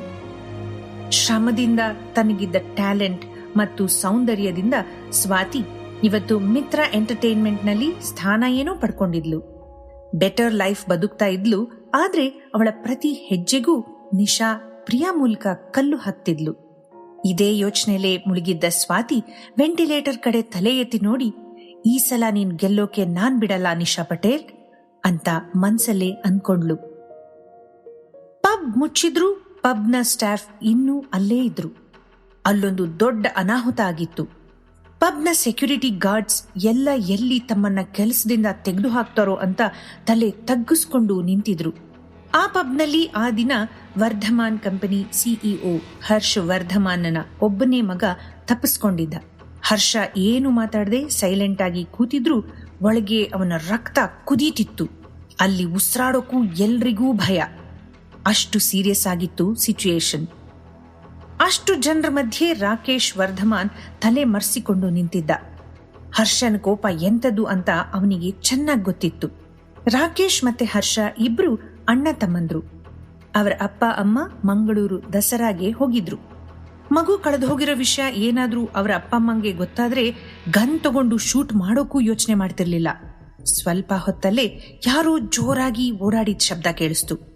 ಪಬ್ ಓನರ್ ಸುತ್ತ ಒಮ್ಮೆ ನೋಡ್ದ, ಆದ್ರೆ ಯಾರೂ ಕಾಣಿಸ್ಲಿಲ್ಲ. ಕೆಳಗೆ ನೋಡಿದ್ರೆ ಒಬ್ಬ ಪುಟ್ಟ ಹುಡುಗ ನಿಂತಿದ್ದ. ಅದು ಯಾರಂತ ಗೊತ್ತಾದಾಗ ಓನರ್ ಖುಷಿಯಿಂದ ಜೋರಾಗಿ ಅಪ್ಪು ಅಪ್ಪು ಅಪ್ಪು ಸಿಕ್ದ, ಅವನ್ ಸಿಕ್ಬಿಟ್ಟ ಅಂತ ಕೂಗ್ದ. ರಾಕೇಶ್ ಓಡ್ಕೊಂಡ್ ಬಂದು ಮಗುನ ಎತ್ಕೊಂಡು, ಅಬ್ಬಾ ನಮ್ ಧ್ರುವ ಸಿಕ್ಬಿಟ್ಟ, ನನ್ ಮುದ್ದು ನನ್ ಬಂಗಾರ ಎಲ್ಗ್ ಹೋಗಿದ್ದೆ ನನ್ ಕಂದ. ರಾಕೇಶ್ ಮಗುನ ಬಾಚಿ ತಬ್ಕೊಂಡ. ಇದಕ್ಕೂ ಮುಂಚೆ ರಾಕೇಶ್ಗೆ ಅಪ್ಪು ಬಗ್ಗೆ ಚೂರು ಕಾಳಜಿ ಇರ್ಲಿಲ್ಲ. ಆದ್ರೆ ಇವಾಗ ಅವನಿಗೆ ದೊಡ್ಡ ಅವಾರ್ಡ್ ಸಿಕ್ಕಿರೋ ಅಷ್ಟು ಖುಷಿಯಾಗಿತ್ತು. ಅಲ್ಲಿದ್ದ ಎಲ್ರಿಗೂ ಹೋದ ಜೀವ ವಾಪಸ್ ಬಂದಂಗಾಯ್ತು. ಮಗು ಸಿಕ್ಕಿರ್ಲಿಲ್ಲ ಅಂದಿದ್ರೆ ಅವತ್ತು ಏನಾಗ್ತಿತ್ತೋ. ಹರ್ಷ ರಾಕೇಶ್ ಕಾಲರ್ ಹಿಡಿದು ಮಗುನ ಅವನ ಕೈಯಿಂದ ತಗೊಂಡು ಮಗು ಕೆನ್ನೆಗೆ ಮುತ್ತಿಟ್ಟು, ಏನಾಯ್ತು ಧ್ರುವ, ಎಲ್ಲಿದ್ದೆ ನೀನು, ನಿನ್ನ ಎಷ್ಟು ಹುಡುಕಿದ್ವಿ ಗೊತ್ತಾ ಅಂದ. ಮಗು ಏನು ಮಾತಾಡದೆ ಹರ್ಷನ್ನೇ ನೋಡಿ ಸ್ಟೋರ್ ರೂಮ್ ಕಡೆ ಕೈ ತೋರಿಸ್ದ. ಹರ್ಷಂಗೆ ಧ್ರುವ ಘಮ ಘಮ ಅಂತಿದ್ದಾನೆ ಅನಿಸ್ತು. ಅದು ಅವನಿಗೆ ಏನೋ ನೆನಪು ಮಾಡ್ತಿತ್ತು. ಆದ್ರೆ ಆ ಘಮ ಧ್ರುವನ್ ಮೈಯಿಂದ ಹೇಗೆ ಅನ್ಕೊಂಡ. ಧ್ರುವ ಹರ್ಷನ್ ಕೈಯಿಂದ ಕೆಳಗಿಳಿದು ಅವನ್ ಸೂಟ್ ತುದಿನ ಹಿಡಿದು ಎಳೆಯೋಕ್ ಶುರು ಮಾಡ್ದ. ಹರ್ಷ ಮಗು ಕರ್ಕೊಂಡ್ ಹೋಗಿದ್ ಕಡೆನೇ ಹೋದ. ಸ್ವಲ್ಪ ಹೊತ್ತಾದ್ಮೇಲೆ ಎಲ್ರೂ ಸ್ಟೋರ್ ರೂಮ್ ಆಚೆ ನಿಂತಿದ್ರು. ತನ್ನ ಪುಟ್ಟ ಕೈಗಳಿಂದ ಅಪ್ಪು ಆ ಸ್ಟೋರ್ ರೂಮ್ ಡೋರ್ನ ತಳ್ಳ. ಆದ್ರೆ ಅದು ಓಪನ್ ಆಗ್ಲಿಲ್ಲ. ರಾಕೇಶ್ ಬೆವ್ತಿದ್ದ ಮಗುನ ಹಣೆ ಒರೆಸ್ತಾ, ಏನಾಯ್ತು ಅಪ್ಪು, ಸ್ಟೋರ್ ರೂಮ್ ಅಲ್ಲಿ ಏನಿದೆ ಅಂತ ಕೇಳ್ದ. ಆಗ ಬಾಗಿಲ್ ತೆಗೀರಿ ಅಂತ ಹರ್ಷ ಆರ್ಡರ್ ಮಾಡ್ದ. ಎಸ್ ಸರ್ ಅಂತ ಓನರ್ ತಲೆ ಅಲ್ಲಾಡಿಸಿ ಪಬ್ ಮ್ಯಾನೇಜರ್ ಕಡೆ ನೋಡ್ತಾ, ಮನೀಶ್ ಕೇಳಿಸ್ಲಿಲ್ವಾ, ಬೇಗ ಕೀ ತಗೊಂಡ್ ಬಂದು ಡೋರ್ ಓಪನ್ ಮಾಡಿ ಅಂದ. ಮನೀಶ್ಗೆ ಏನ್ ಮಾಡ್ಬೇಕು ಅಂತ ಗೊತ್ತಾಗ್ಲಿಲ್ಲ. ಮನೀಶ್ ಪ್ರಿಯಾಗೆ ನಾಳೆ ಆಡಿಷನ್ ಮುಗಿಯೋವರೆಗೂ ಡೋರ್ ಓಪನ್ ಮಾಡಲ್ಲ ಅಂತ ಪ್ರಾಮಿಸ್ ಮಾಡಿದ್ದ. ಆದ್ರೆ ಇವಾಗ ಬೇರೆ ದಾರಿನೇ ಇರ್ಲಿಲ್ಲ. ಬಾಗಿಲು ತೆಗೀಲೇಬೇಕಿತ್ತು. ಡೋರ್ ಓಪನ್ ಮಾಡುವಾಗ ಮನೀಶ್ ಕೈ ನಡುಕ್ತಾನೇ ಇತ್ತು. ಬಾಗಿಲು ತೆಗೆದ್ಮೇಲೆ ಎಲ್ರೂ ಅಲ್ಲಿ ಪ್ರಜ್ಞೆ ತಪ್ಪಿ ನೆಲದ ಮೇಲೆ ಬಿದ್ದಿದ್ದ ಒಂದು ಹುಡುಗಿನ ನೋಡಿದ್ರು. ಅದನ್ನ ನೋಡಿ ಓನರ್ ಮ್ಯಾನೇಜರ್ ಮೇಲೆ ಸಿಟ್ಟಿಂದ ಕಿರ್ಚಾಡ್ದ. ಮನೀಶ್ಗೆ ಭಯ ಆಗ್ತಿತ್ತು. ಆ ಭಯದಲ್ಲೇ, ಸರ್ ನಂಗೇನು ಗೊತ್ತಿಲ್ಲ, ಇವಳು ಯಾರು, ಇಲ್ಗೆ ಹೇಗ್ ಬಂದ್ಲು ಅಂತ ಗೊತ್ತಾಗ್ತಿಲ್ಲ. ನಾನ್ ಲಾಕ್ ಮಾಡೋಕ್ ಮುಂಚೆ ರೂಮ್ ಚೆಕ್ ಮಾಡಿದಾಗ ಒಳಗ್ ಯಾರೂ ಇರ್ಲಿಲ್ಲ ಅಂದ. ಮೊದಲು ಆ ಹುಡುಗಿನ ಎತ್ಕೊಳ್ಳಿ, ಮಿಕ್ಕಿದ್ದು ಆಮೇಲೆ ಮಾತಾಡಬಹುದು ಅಂತ ಯಾರೋ ಹೇಳಿದ್ರು. ಅಪ್ಪು ಓಡ್ ಬಂದು ಸ್ವಾತಿ ಪಕ್ಕ ಕೂತ್ಕೊಂಡ. ಅವನಿಗೆ ಬೇರೆ ಯಾರೂ ಸ್ವಾತಿನ ಮುಟ್ಟೋದು ಇಷ್ಟ ಇರ್ಲಿಲ್ಲ ಅನ್ನೋ ಹಾಗಿತ್ತು ಅವನ್ ನಡ್ಕೊಂಡ್ ರೀತಿ. ಆ ಪುಟ್ಟ ಮಗು ಮನ್ಸಲ್ಲಿ ಸ್ವಾತಿನ ಕಾಪಾಡ್ಬೇಕು ಅಂತ ಅನ್ನಿಸ್ತಿತ್ತು. ಪಬ್ ಓನರ್ಗೆ ಎಂತ ದೊಡ್ಡ ತಪ್ಪು ನಡೆದಿದೆ ಅಂತ ಗೊತ್ತಾಯ್ತು. ಯಾರಾದ್ರೂ ಈ ತರ ತಪ್ಪನ್ನ ಮಾಡೋಕೆ ಹೇಗ್ ಸಾಧ್ಯ? ಹರ್ಷ ಮನೀಶ್ ಕಡೆನೇ ನೋಡ್ತಾ ಇದ್ದ. ಇದೆಲ್ಲ ಮನೀಶೇ ಮಾಡಿರ್ಬೋದು ಅಂತ ಡೌಟ್ ಇತ್ತು. ಅಲ್ಲಿ ಜೋಡ್ಸಿಟ್ಟಿದ್ದ ಡಬ್ಬಗಳನ್ನ ನೋಡಿ ವೆಂಟಿಲೇಟರ್ ಕಡೆಗೆ ನೋಡ್ದ. ಅಷ್ಟು ಚಿಕ್ಕ ವೆಂಟಿಲೇಟರ್ನಲ್ಲಿ ಒಂದು ಪುಟ್ಟ ಮಗು ಹೋಗೋಕೆ ಮಾತ್ರ ಸಾಧ್ಯ ಇತ್ತು. ಅದ್ನೆಲ್ಲ ನೋಡಿದ್ಮೇಲೆ ಅಲ್ಲಿ ಏನಾಗಿದೆ ಅಂತ ಹರ್ಷಂಗೆ ಅರ್ಥ ಆಯ್ತು. ಸ್ವಾತಿ ಬಗ್ಗೆ ಅವನಿಗೆ ಗ್ರಾಟಿಟ್ಯೂಡ್ ಬಂತು. ಎಲ್ಲಾರ್ನೂ ರೂಮಿಂದ ಆಚೆ ಹೋಗೋಕ್ ಹೇಳಿ ಹರ್ಷ ಸ್ವಾತಿನ ಎತ್ಕೊಳ್ಳೋಕೆ ಬಂದ. ಅವನು ಸ್ವಾತಿನ ಎತ್ಕೊಂಡ ತಕ್ಷಣ ಮತ್ತದೇ ಘಮ ಅವನ ಮೂಗಿಗೆ ಬಡಿತು. ಇದೆಲ್ಲ ಆಗೋದು ಅಪ್ಪುಗೆ ಯಾಕೋ ಇಷ್ಟ ಆಗಿರ್ಲಿಲ್ಲ. ಅಷ್ಟು ಶಕ್ತಿ ಇದ್ದಿದ್ರೆ ಸ್ವಾತಿನ ನಾನೇ ಎತ್ಕೋತೀನಿ ಅಂತ ಅಪ್ಪು ಹೇಳ್ತಿದ್ನೇನೋ ಅನ್ನೋ ಹಾಗಿತ್ತು ಅಪ್ಪುನ expression. Fortis hospital, Cunningham road, Bengaluru. ಮಾರನೇ ದಿನ ಸ್ವಾತಿಗೆ ಪ್ರಜ್ಞೆ ಬಂತು. ಕೆಳಗ್ ಬಿದ್ದಿದ್ರಿಂದ ಅವಳ ಕೈಗೆ ಪೆಟ್ಟಾಗಿತ್ತು. ಸೊಂಟ ತರ್ಚಿತ್ತು. ತಲೆನೋವು ಇನ್ನೂ ಹೋಗಿರ್ಲಿಲ್ಲ. ನಿಧಾನವಾಗಿ ಕಣ್ಬಿಟ್ಟು ನೋಡಿದ್ರೆ ಚೇರ್ನಲ್ಲಿ ಅವಳೆದ್ರಿಗೆ ಯಾರೋ ಗಂಡಸು ಕೂತಿರೋದು ಕಾಣಿಸ್ತು. ಕಿಟಕಿಯಿಂದ ಬೀಳ್ತಿದ್ದ ಬೆಳಕು ಅವರ ಮುಖ ಹೊಳೆಯೋ ಹಾಗೆ ಮಾಡಿತ್ತು. ತಲೆ ಎತ್ತಿ ನೋಡಿದಾಗ ಸ್ವಾತಿ ಅವನು ಅವಳನ್ನ ನೋಡ್ತಿದ್ದಾನೆ ಅನ್ನಿಸ್ತು. ತಕ್ಷಣ ಸ್ವಾತಿ, ನಾನಿಲ್ಲಿಗೆ ಹೇಗ್ ಬಂದೆ? ಮತ್ತೆ ಆ ಮಗು ಎಲ್ಲಿ? ನೀವು ಆ ಮಗುನ್ ನೋಡಿದ್ರಾ? ಗುಂಡಗಿದ್ದ ಆ ಹುಡುಗ, ಹತ್ತತ್ರ 5 ವರ್ಷ ಅನ್ಸುತ್ತೆ, ಆದ್ರೆ ತುಂಬಾ ಸೈಲೆಂಟ್ ಅಂತ ಒಂದೇ ಸಮನೆ ಮಾತಾಡ್ತಾನೆ ಇದ್ಲು ಸ್ವಾತಿ. ಹರ್ಷ ಅಪ್ಪು ಕಡೆ ತೋರಿಸಿ, ನೀವು ಈ ಮಗು ಬಗ್ಗೆನಾ ಕೇಳ್ತಿರೋದು ಅಂತ ಹೇಳ್ದ. ತನ್ನ ಪಕ್ಕದಲ್ಲೇ ಮಗು ಮಲಗಿದ್ದನ್ನ ನೋಡಿ ಸ್ವಾತಿಗೆ ಸಮಾಧಾನ ಆಯ್ತು. ಇವನ ಹೆಸರು ಧ್ರುವ ಅಂತ, ನಾವೆಲ್ಲ ಅಪ್ಪು ಅಂತ ಕರಿತೀವಿ ಅಂದ ಹರ್ಷ. ಸ್ವಾತಿ, ಹೌದು ಇದೇ ಮಗು, ಇವನ ಹೆಸರು ಅಪ್ಪುನಾ? ಎಷ್ಟ್ ಕ್ಯೂಟ್ ಆಗಿದೆ, ಇವನು ಹಾಗೇ ಇದ್ದಾನೆ, ನಿನ್ನೆ ತುಂಬಾ ಜ್ವರ ಇತ್ತು ಅಂತ ಸ್ವಾತಿ ಕಳವಳದಿಂದ ಹೇಳಿದ್ಲು. ಸ್ವಾತಿ ಮಗು ಹಣೆ ಮುಟ್ಟಿ ನೋಡಿದ್ಲು. ಜ್ವರ ಇಲ್ಲ, ಹೋಗಿದೆ. ಒಂದ್ ಕ್ಷಣ ಸ್ವಾತಿಗೆ ಮುಂಚೆ ನಾನ್ ಯಾಕೆ ಮಗು ಬಗ್ಗೆ ತಲೆ ಕೆಡಿಸ್ಕೋಬೇಕು ಅನ್ಸಿತ್ತು. ಏನೇ ಆದ್ರೂ ಅದು ಪುಟ್ಟ ಮಗು. ಸ್ವಾತಿಗೆ ಮಗುನ ಹೇಗಾದ್ರೂ ಮಾಡಿ ಕಾಪಾಡ್ಬೇಕು ಅನ್ನಿಸ್ತು. ಅದಕ್ಕೆ ಅಷ್ಟು ದೊಡ್ಡ ರಿಸ್ಕ್ ತಗೊಂಡಿದ್ಲು. ಮಗುಗೇನಾದ್ರೂ ಆಗಿದ್ರೆ ಸ್ವಾತಿ ತನ್ನನ್ನ ತಾನೇ ಕ್ಷಮಿಸ್ಕೊಳ್ತಾ ಇರ್ಲಿಲ್ಲ ಅಂತ ಸ್ವಾತಿಗೆ ಅನ್ಸೋದಕ್ಕೆ ಶುರುವಾಯ್ತು. ಸ್ವಾತಿ ಹರ್ಷನ್ ಕಡೆ ನೋಡಿ, ನೀವು ಮಗುಗೆ ಅಂತ ಮಾತು ಪೂರ್ತಿ ಮಾಡಿರ್ಲಿಲ್ಲ. ಅಷ್ಟರಲ್ಲೇ ಹರ್ಷ, ನಾನು ಮಗು ಅಪ್ಪ ಅಂದ. ಅವರಿಬ್ಬರಿಗೂ ತುಂಬಾ ಹೋಲಿಕೆ ಇತ್ತು. ಯಾರಾದ್ರೂ ಈಸಿಯಾಗಿ ಹೇಳ್ಬೋದಿತ್ತು ಅವರು ಅಪ್ಪ ಮಗ ಅಂತ. ಮತ್ತೆ ನಾನು ಅಪ್ಪು ಚಿಕ್ಕಪ್ಪ, ಆ ಧ್ವನಿ ಹಿಂದೆಯಿಂದ ಬಂತು. ಸ್ವಾತಿ ತಿರುಗಿ ನೋಡಿದ್ಲು. ಅವಳಿಗೆ ತಕ್ಷಣ ಗೊತ್ತಾಯ್ತು, ಅವನು Vardhaman entertainments manager Rakesh Vardhaman. Rakesh party ಮಾಡೋಕೆ ತುಂಬಾ ಫೇಮಸ್ ಆಗಿದ್ದ. ಇಂಡಸ್ಟ್ರಿಲಿ ಎಲ್ರೂ ಅವನನ್ನ ಪ್ಲೇ ಬಾಯ್ ಅಂತಾನೆ ಹೇಳೋರು. ಇವನು ರಾಕೇಶ್. ಹಾಗಾದ್ರೆ ಅಲ್ಲಿ ಕೂತಿರೋದು Harsha Vardhaman. Vardhaman group of company ಬಗ್ಗೆ ಇಡೀ ಬೆಂಗಳೂರಿಗೆ ಗೊತ್ತಿತ್ತು. ಅವರನ್ನ 2ನೇ ಅಂಬಾನಿ ಅಂತಾನೆ ಹೇಳಬಹುದಿತ್ತು. ಮತ್ತೆ ಅದ್ರ ಓನರ್ ಆದಿತ್ಯ ವರ್ಧಮಾನ್ರ ಹಿರಿ ಮಗ ಹರ್ಷ ವರ್ಧಮಾನ್ ಮದ್ವೆನೇ ಆಗದೆ ಮಗುಗೆ ತಂದೆ ಆಗಿದ್ದ. ಸ್ವಾತಿಗೆ ತಾನು ಕಾಪಾಡಿರೋದು ಹರ್ಷ ವರ್ಧಮಾನನ ಒಬ್ಬನೇ ಮಗ ಅಂತ ರಿಯಲೈಸ್ ಆಯ್ತು. ಸ್ವಾತಿ ಹರ್ಷನ್ ಕಡೆ ತಿರುಗಿ ಏನೋ ಹೇಳ್ಬೇಕು. ಅಷ್ಟರಲ್ಲಿ ಅವಳು ತಗೊಂಡಿರೋ ಟ್ಯಾಬ್ಲೆಟ್ ಎಫೆಕ್ಟ್ ನಿಂದ ಸ್ವಾತಿ ನಿಧಾನವಾಗಿ ನಿದ್ದೆಗ್ ಜಾರ್ತಾಳೆ. ಹರ್ಷ ಸ್ವಾತಿನೇ ನೋಡ್ತಾ ಅಲ್ಲೇ ನಿಂತ್ಕೊಂಡಿದ್ದಾನೆ. ಹರ್ಷ ತನ್ನೆದ್ರು ಮಲ್ಗಿದ್ದ ಸ್ವಾತಿನೇ ನೋಡ್ತಾ ಇದ್ದ. ಸ್ವಾತಿನ ಈ ಮುಂಚೆ ಎಲ್ಲೋ ನೋಡಿದ್ ನೆನ್ಪು. ನೆನ್ನೆ ಅವಳ ಘಮ ಬಂದಾಗ್ಲೂ ಹಾಗೆ ಅನ್ಸಿತ್ತು. ಆದ್ರೆ ಹರ್ಷಂಗೆ ನೆನ್ಪಾಗ್ತಾ ಇಲ್ಲ. ತುಂಬಾ ಹತ್ರದಿಂದ ನೋಡಿರೋ ಮುಖ ಇದು ಅಂತ ಅವನಿಗೆ ಅನ್ನಿಸ್ತಾ ಇದ್ರು ಯಾವ್ದು ಸ್ಪಷ್ಟವಾಗಿ ಅವನಿಗೆ ಗೊತ್ತಾಗ್ತಾ ಇಲ್ಲ. ಅಷ್ಟರಲ್ಲಿ ಆಗ್ಲೇ ರಾಕೇಶ್ ಸ್ವಾತಿ ಬಗ್ಗೆ ಎಲ್ಲ ಡೀಟೇಲ್ಸ್ ಕಲೆಕ್ಟ್ ಮಾಡಿಕೊಂಡು ಹರ್ಷನ್ ಹತ್ರ ಬಂದು, ಬ್ರೋ, ಇವಳಿಗೆ ಅಪ್ಪು ಬಗ್ಗೆ ಏನೂ ಗೊತ್ತಿಲ್ಲ ಅಂದ. ಅದನ್ನ ಕೇಳಿ ಹರ್ಷಂಗೆ ಸ್ವಲ್ಪ ಸಮಾಧಾನ ಆಯ್ತು. ಹರ್ಷ ಮತ್ತೆ ಸ್ವಾತಿನೇ ನೋಡ್ತಾ ಏನೋ ನೆನ್ಪು ಮಾಡ್ಕೊಳ್ಳೋದಕ್ಕೆ ಟ್ರೈ ಮಾಡ್ತಾ ಇದ್ದ. ಸ್ವಾತಿಗೆ ಮತ್ತೆ ಪ್ರಜ್ಞೆ ಬಂದಾಗ ಹರ್ಷ ಇನ್ನೂ ಅಲ್ಲೇ ಅವಳೆದುರಿಗೆ ಅವಳನ್ನೇ ನೋಡ್ತಾ ಕೂತಿದ್ದ. ಸ್ವಾತಿಗೆ ಏನ್ ಹೇಳ್ಬೇಕು ಅಂತಾನೆ ಗೊತ್ತಾಗ್ಲಿಲ್ಲ. ಇಬ್ರು ಒಬ್ರನ್ನೊಬ್ರು ನೋಡ್ತಾ ಹಾಗೇ ಇದ್ರು. ಸ್ವಲ್ಪ ಹೊತ್ತಾದ್ಮೇಲೆ ಹರ್ಷನೇ, ಇವಾಗ ಹೇಗಿದ್ದೀರಾ? ಆರ್ ಯು ಆಲ್ ರೈಟ್ ಅಂತ ಕೇಳ್ದ. ಸ್ವಾತಿ ಮಾತಾಡ್ಲಿಲ್ಲ, ಹಾಗೇ ಸುಮ್ನೆ ಕೂತಿದ್ಲು. ಪಕ್ಕದಲ್ಲಿ ಅಪ್ಪು ಇರ್ಲಿಲ್ಲ. ಮತ್ತೆ ಹರ್ಷನೇ, ನೀವೇನ್ ಬೇಕಿದ್ರು ಕೇಳಿ, ನಾನದ್ನ ಅರೇಂಜ್ ಮಾಡ್ತೀನಿ ಅಂದ.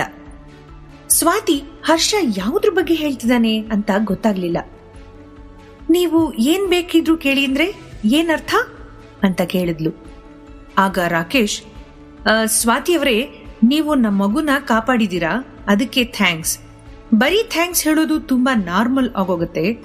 ಅದಕ್ಕೆ ನಮ್ಮ ಬ್ರೋ ನಿಮ್ಗೇನಾದ್ರೂ ದೊಡ್ಡ ಸಹಾಯ ಮಾಡಬೇಕು ಅಂತ ಅನ್ಕೊಂಡಿದ್ದಾನೆ. ನೀವು ಮಾಡಿರೋ ಹೆಲ್ಪ್ಗೆ ನಾವೇನ್ ಮಾಡಿದ್ರು ಕಡಿಮೆನೆ. ಅದಕ್ಕೆ ನಿಮ್ಗೆ ಏನಾದ್ರೂ ಬೇಕು ಅಂದ್ರೆ ದಯವಿಟ್ಟು ಕೇಳಿ ಅಂದ. ಸ್ವಾತಿಗೆ ಅವಮಾನ ಆದಂಗಾಯ್ತು. ನೀವು ಇದಕ್ಕೆಲ್ಲ ಥ್ಯಾಂಕ್ಸ್ ಹೇಳೋದೇನ್ ಬೇಡ. ನಾನ್ ಅಪ್ಪನ್ ಕಾಪಾಡ್ದೆ, ಅವನು ನನ್ ಕಾಪಾಡ್ದ. ಅವನಿಲ್ಲ ಅಂದಿದ್ರೆ ನಾನು ಇನ್ನ ಆ ಸ್ಟೋರ್ ರೂಮಲ್ಲೇ ಇರ್ಬೇಕಿತ್ತು. ನನ್ಗೆ ನಿಮ್ಮಿಂದ ಏನು ಬೇಡ ಅಂದ್ಲು. ಸ್ವಾತಿ ಹೀಗ್ ಹೇಳಿದ್ದು ಹರ್ಷಂಗೆ ಇಷ್ಟ ಆಗ್ಲಿಲ್ಲ ಅನ್ಸತ್ತೆ. ಆ ಕೋಪ ಅವನ್ ಕಣ್ಣಲ್ಲಿ ಕಾಣಿಸ್ತಿತ್ತು. ರಾಕೇಶ್ ಹರ್ಷನ್ನ ಗಮನಿಸ್ತಾ ಇದ್ದ. ಅವನ್ ನಡ್ಕೊಂಡಿದ್ ರೀತಿಯಿಂದ ಸ್ವಾತಿಗೆ ತುಂಬಾ ಬೇಜಾರಾಯ್ತು. ಮಾತನ್ನ ಮುಂದುವರಿಸ್ತಾ, ನೋಡಿ, ನಾನು ಯಾರಿಗಾದ್ರೂ ಸಹಾಯ ಮಾಡ್ಬೇಕಾದ್ರೆ ಅವರು ನಮ್ಗೆ ವಾಪಸ್ ಸಹಾಯ ಮಾಡ್ತಾರಾ ಅಂತ ಯೋಚನೆ ಮಾಡಿ ಹಾಗ್ ಮಾಡಿದ್ರೆ ನಮ್ಗೆ ಮನುಷ್ಯತ್ವ ಇರಲ್ಲ ಅಂದ್ಲು. ಸ್ವಾತಿ ಮಾತು ಹರ್ಷನ್ ಕೋಪನ ಇನ್ನೂ ಜಾಸ್ತಿ ಮಾಡ್ತು. ಸಿಚುಯೇಷನ್ ಇನ್ನ ಸೀರಿಯಸ್ ಆಗ್ತಿದೆ ಅಂತ ಅರ್ಥ ಮಾಡ್ಕೊಂಡ ರಾಕೇಶ್, ಬ್ರೋ, ನೀನ್ ಯಾಕೆ ಇಷ್ಟು ಕೋಪ ಮಾಡ್ಕೊಂಡಿದ್ಯಾ? ಇದು ನೀನು ಸ್ವಾತಿಗೆ ಥ್ಯಾಂಕ್ಸ್ ಹೇಳೋ ತರ ಕಾಣಿಸ್ತಿಲ್ಲ. ಅದ್ರ ಬದಲು ಅವಳ ಮೇಲೆ ಏನೋ ಕೋಪ ಇರೋ ಹಾಗೆ ಕಾಣಿಸ್ತಿದೆ. ಕೂಲ್ ಡೌನ್ ಬ್ರೋ ಅಂದ. ರಾಕೇಶ್ ಮಾತಿಗೆ ಹರ್ಷ ಏನು ಹೇಳಲಿಲ್ಲ.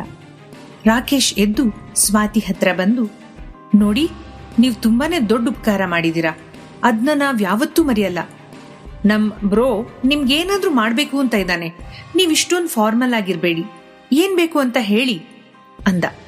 ಸ್ವಾತಿ ಮನ್ಸಲ್ಲಿ, ಉಫ್, ಏನಿವ್ರು ನಂಗೇನು ಬೇಡ ಅಂತ ಹೇಳಿದ್ರು ಇಷ್ಟೊಂದು ದಬ್ಬಾಳಿಕೆ ಮಾಡ್ತಿದ್ದಾರೆ ಅಂದ್ಕೊಂಡ್ಲು. ನಿಧಾನವಾಗಿ ಸಮಾಧಾನ ಮಾಡ್ಕೊಂಡು, ನಾನೇನು ಫಾರ್ಮಲ್ ಆಗಿಲ್ಲ, ನಿಜವಾಗ್ಲೂ ನನ್ಗೆ ನಿಮ್ಮಿಂದ ಏನು ಹೆಲ್ಪ್ ಬೇಡ ಅಂದ್ಲು. ಆಗ ಹರ್ಷ, ಅದೆಲ್ಲ ಬಿಡಿ, ನೀವೇನಾದ್ರೂ ಕೇಳಲೇಬೇಕು ಅಂತ ಆರ್ಡರ್ ಮಾಡೋ ಹಾಗೆ ಹೇಳ್ದ.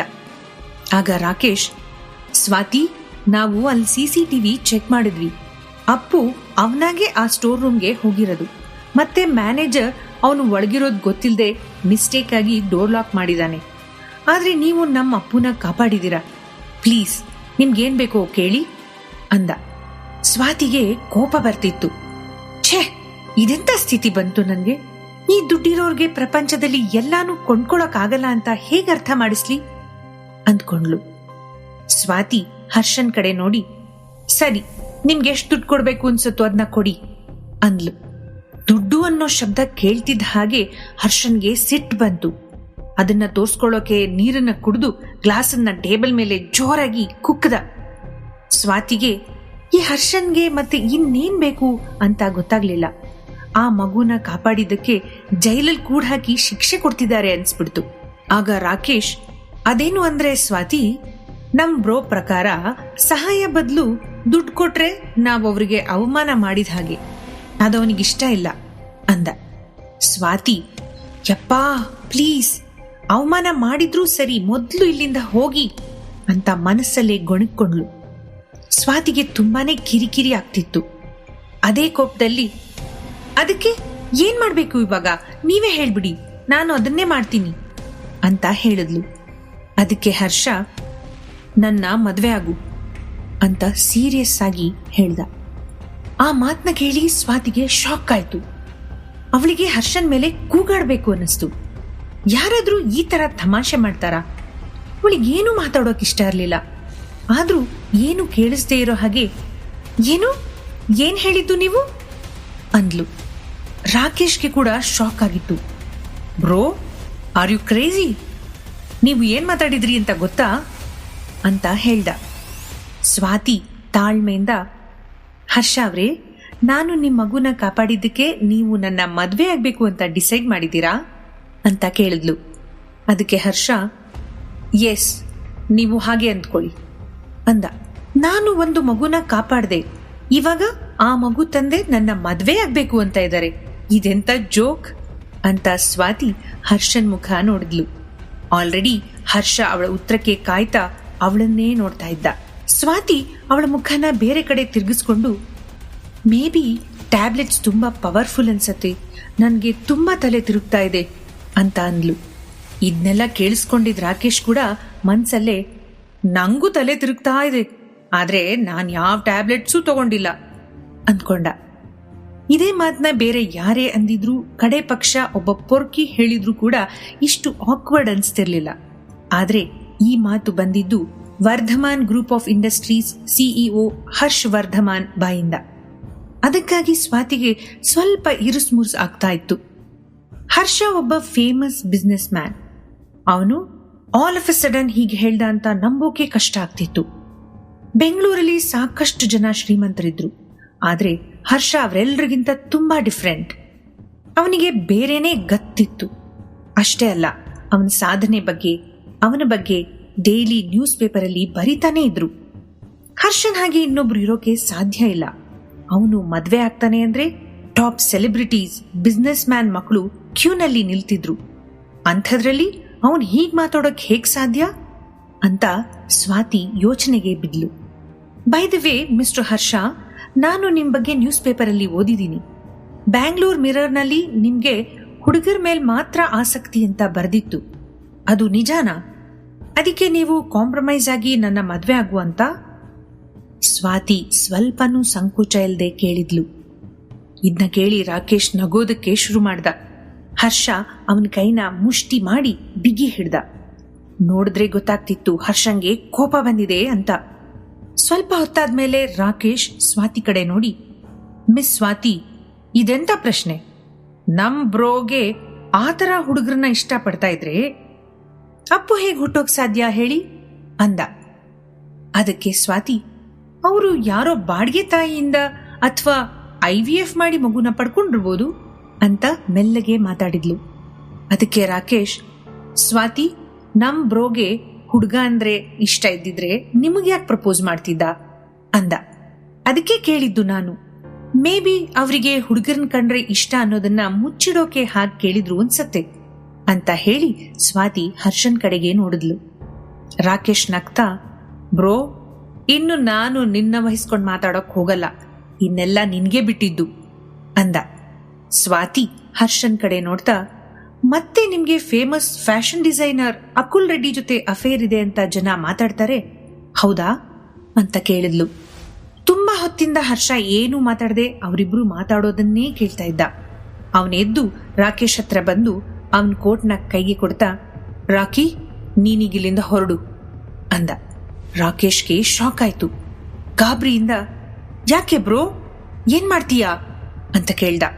ಹರ್ಷ ಅವನ ಕೈ ತೋಳನ್ನ ಮೇಲಕ್ ಮಡಚ್ತಾ, ನಿಜವಾಗ್ಲೂ ನನ್ಗೆ ಯಾರನ್ನ ಕಂಡ್ರೆ ಇಷ್ಟ ಅಂತ ಇವಳಿಗೆ ಹೇಳ್ತೀನಿ ಅಂದ. ರಾಕೇಶ್ ನಗ್ತಾ, ಇನ್ನೆಲ್ಲ ನಿಂಗ್ ಬಿಟ್ಟಿದ್ದು ಬ್ರೋ, ಬಾಯ್ ಅಂತ ಹೇಳಿ ಅಲ್ಲಿಂದ ಹೊರಟು ಹೋದ. ಸ್ವಾತಿಗೆ ಹರ್ಷ ಹಾಗೆ ಆಡೋದ್ನ ನೋಡಿ ಭಯ ಆಯ್ತು. ಹರ್ಷ ಯಾಕೆ ಕೈ ತೋಳನ್ ಮಡಚ್ತಾ ಇದ್ದಾನೆ ಅಂತ ಅನುಮಾನ ಬಂತು. ನಾಲ್ಗೆ ತಡವರಿಸ್ತಾ, ನೋಡಿ ಹರ್ಷ ಅವ್ರೆ, ನಾನು ಜನ ಮಾತಾಡೋದನ್ನ ನಿಮ್ ಕೇಳ್ದೆ ಅಷ್ಟೇ, ನಿಮ್ಮಿಂದ ನನ್ಗೇನೂ ಬೇಕಾಗಿಲ್ಲ ಅಂದ್ಲು. ತಾನ್ ಹೇಳಿರೋದ್ರಲ್ಲಿ ತನ್ನ ತಪ್ಪಿಲ್ಲ ಅಂತ ಹೇಳೋ ಹಾಗಿತ್ತು ಸ್ವಾತಿಯ ಆ ಮಾತು. ಮತ್ತೆ ಮಾತನ್ನ ಮುಂದುವರಿಸ್ತಾ, ನೀವ್ ನನ್ಗೆ ಥ್ಯಾಂಕ್ಸ್ ಹೇಳ್ಬೇಕಿಲ್ಲ, ನಿಮ್ ಹತ್ರ ನನ್ಗೆ ಏನೂ ಕೇಳೋದಿಲ್ಲ. ಹಾಗೇನಾದ್ರೂ ಕೊಡ್ಲೇಬೇಕು ಅಂತ ಇದ್ರೆ ನನ್ಗೇನ್ ಬೇಕು ಅಂತ ಕೇಳೋದನ್ನ ಬಿಡಿ. ನಾನು ಆಡಿಷನ್ಗೆ ಹೊರಡ್ಬೇಕು, ಆಲ್ರೆಡಿ ಲೇಟ್ ಆಗಿದೆ. ಡೆಸ್ಟಿನಿ ಅಂತ ಇದ್ರೆ ಮುಂದೆ ಯಾವತ್ತಾದ್ರೂ ಸಿಗ್ತೀವಿ, ಅಲ್ಲಿವರೆಗೂ ಬಾಯ್ ಅಂತ ಹೇಳಿ ಸ್ವಾತಿ ಬೆಡ್ ಮೇಲಿಂದ ಎದ್ದು ಗಡಿಬಿಡಿಯಿಂದ ಹೊರಟ್ಲು. ಇನ್ನೇನು ಬಾಗಿಲ್ ಹತ್ರ ಹೋಗ್ಬೇಕು ಅಷ್ಟ್ರಲ್ಲಿ ಹರ್ಷ ಸ್ವಾತಿ ಹತ್ರ ಬಂದ. ಭಯದಿಂದ ಸ್ವಾತಿ ಹಿಂದಕ್ಕೆ ಸರಿತಾಳೆ. ಆದ್ರೆ ಹರ್ಷ ಒಂದ್ ಬ್ಯಾಗ್ನ ಅವಳಿಗೆ ಕೊಡ್ತಾ, ಇದರಲ್ಲಿ ಮೆಡಿಸಿನ್, ಡಾಕ್ಟರ್ ಫೈಲ್ ಇದೆ, ತಗೊಳ್ಳಿ ಅಂದ.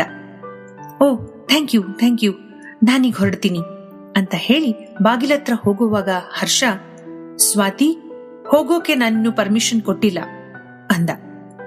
ಎಷ್ಟು ಕೊಬ್ಬು ಇವನಿಗೆ, ನನ್ಗೆ ಆರ್ಡರ್ ಮಾಡಕ್ ಇವನ್ ಯಾರು? ಸ್ವಾತಿ ಹರ್ಷನ್ ಮೇಲೆ ಕೂಗಾಡೋಕೆ ಹಿಂದೆ ತಿರುಗಿದ್ರೆ ಹರ್ಷ ಒಂದು ಪೆನ್ ಮತ್ತೆ ಪೇಪರ್ನ ಸ್ವಾತಿ ಕೈಗೆ ಕೊಡ್ತಾ, ನೀವು ಒಂದ್ ಲೆಟರ್ ಬರಿಬೇಕು ಅಂತ ಹೇಳ್ದ.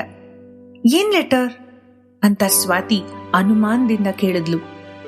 ನನ್ಗಲ್ಲ, ಅಪ್ಪುಗಾಗಿ ಒಂದ್ ಲೆಟರ್ ಬರೀತೀರಾ ಅಂತ ಹರ್ಷ ಸ್ವಾತಿ ಹತ್ರ ರಿಕ್ವೆಸ್ಟ್ ಮಾಡೋ ತರ ಕೇಳ್ತಾನೆ. ಓಕೆ, ಅಪ್ಪು ಅಂತ ಮುದ್ದು ಹುಡುಗನ್ಗೋಸ್ಕರ ಒಂದಲ್ಲ 100 ಪತ್ರ ಬೇಕಿದ್ರೂ ಬರಿತೀನಿ ಅಂತ ಹೇಳಿ ಸ್ವಾತಿ ಲೆಟರ್ ಬರೆಯೋದಕ್ಕೆ ಶುರು ಮಾಡಿದ್ಲು. ಅವಳು ಟೇಬಲ್ ಮೇಲೆ ಕೂತು ಲೆಟರ್ ಬರಿತಾ ಇದ್ರೆ ಅವಳ ಮುಂಗುರುಳು ಅವಳ ಮುಖದ ಮೇಲೆ ಬೀಳ್ತಾ ಇತ್ತು. ಅವಳನ್ನೇ ನೋಡ್ತಾ ಹರ್ಷ ಒಂದು ಮೂಲೆಯಲ್ಲಿ ನಿಂತಿದ್ದ.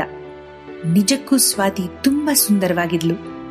ಲೆಟರ್ ಬರೆದ್ಮೇಲೆ ಅದನ್ನ ಹರ್ಷನ್ ಕೈಗೆ ಕೊಟ್ಟು ಸ್ವಾತಿ ಅಲ್ಲಿಂದ ಹೊರಟ್ಲು. ಹರ್ಷ ಸ್ವಾತಿ ಕೈಯಿಂದ ಲೆಟರ್ ತಗೊಂಡು ಅವಳು ಹೋಗೋದನ್ನೇ ನೋಡ್ತಾ ಇದ್ದ. ಸ್ವಲ್ಪ ಹೊತ್ತಾದ್ಮೇಲೆ ಹರ್ಷ ರೂಮಿಂದ ಆಚೆ ಬಂದ.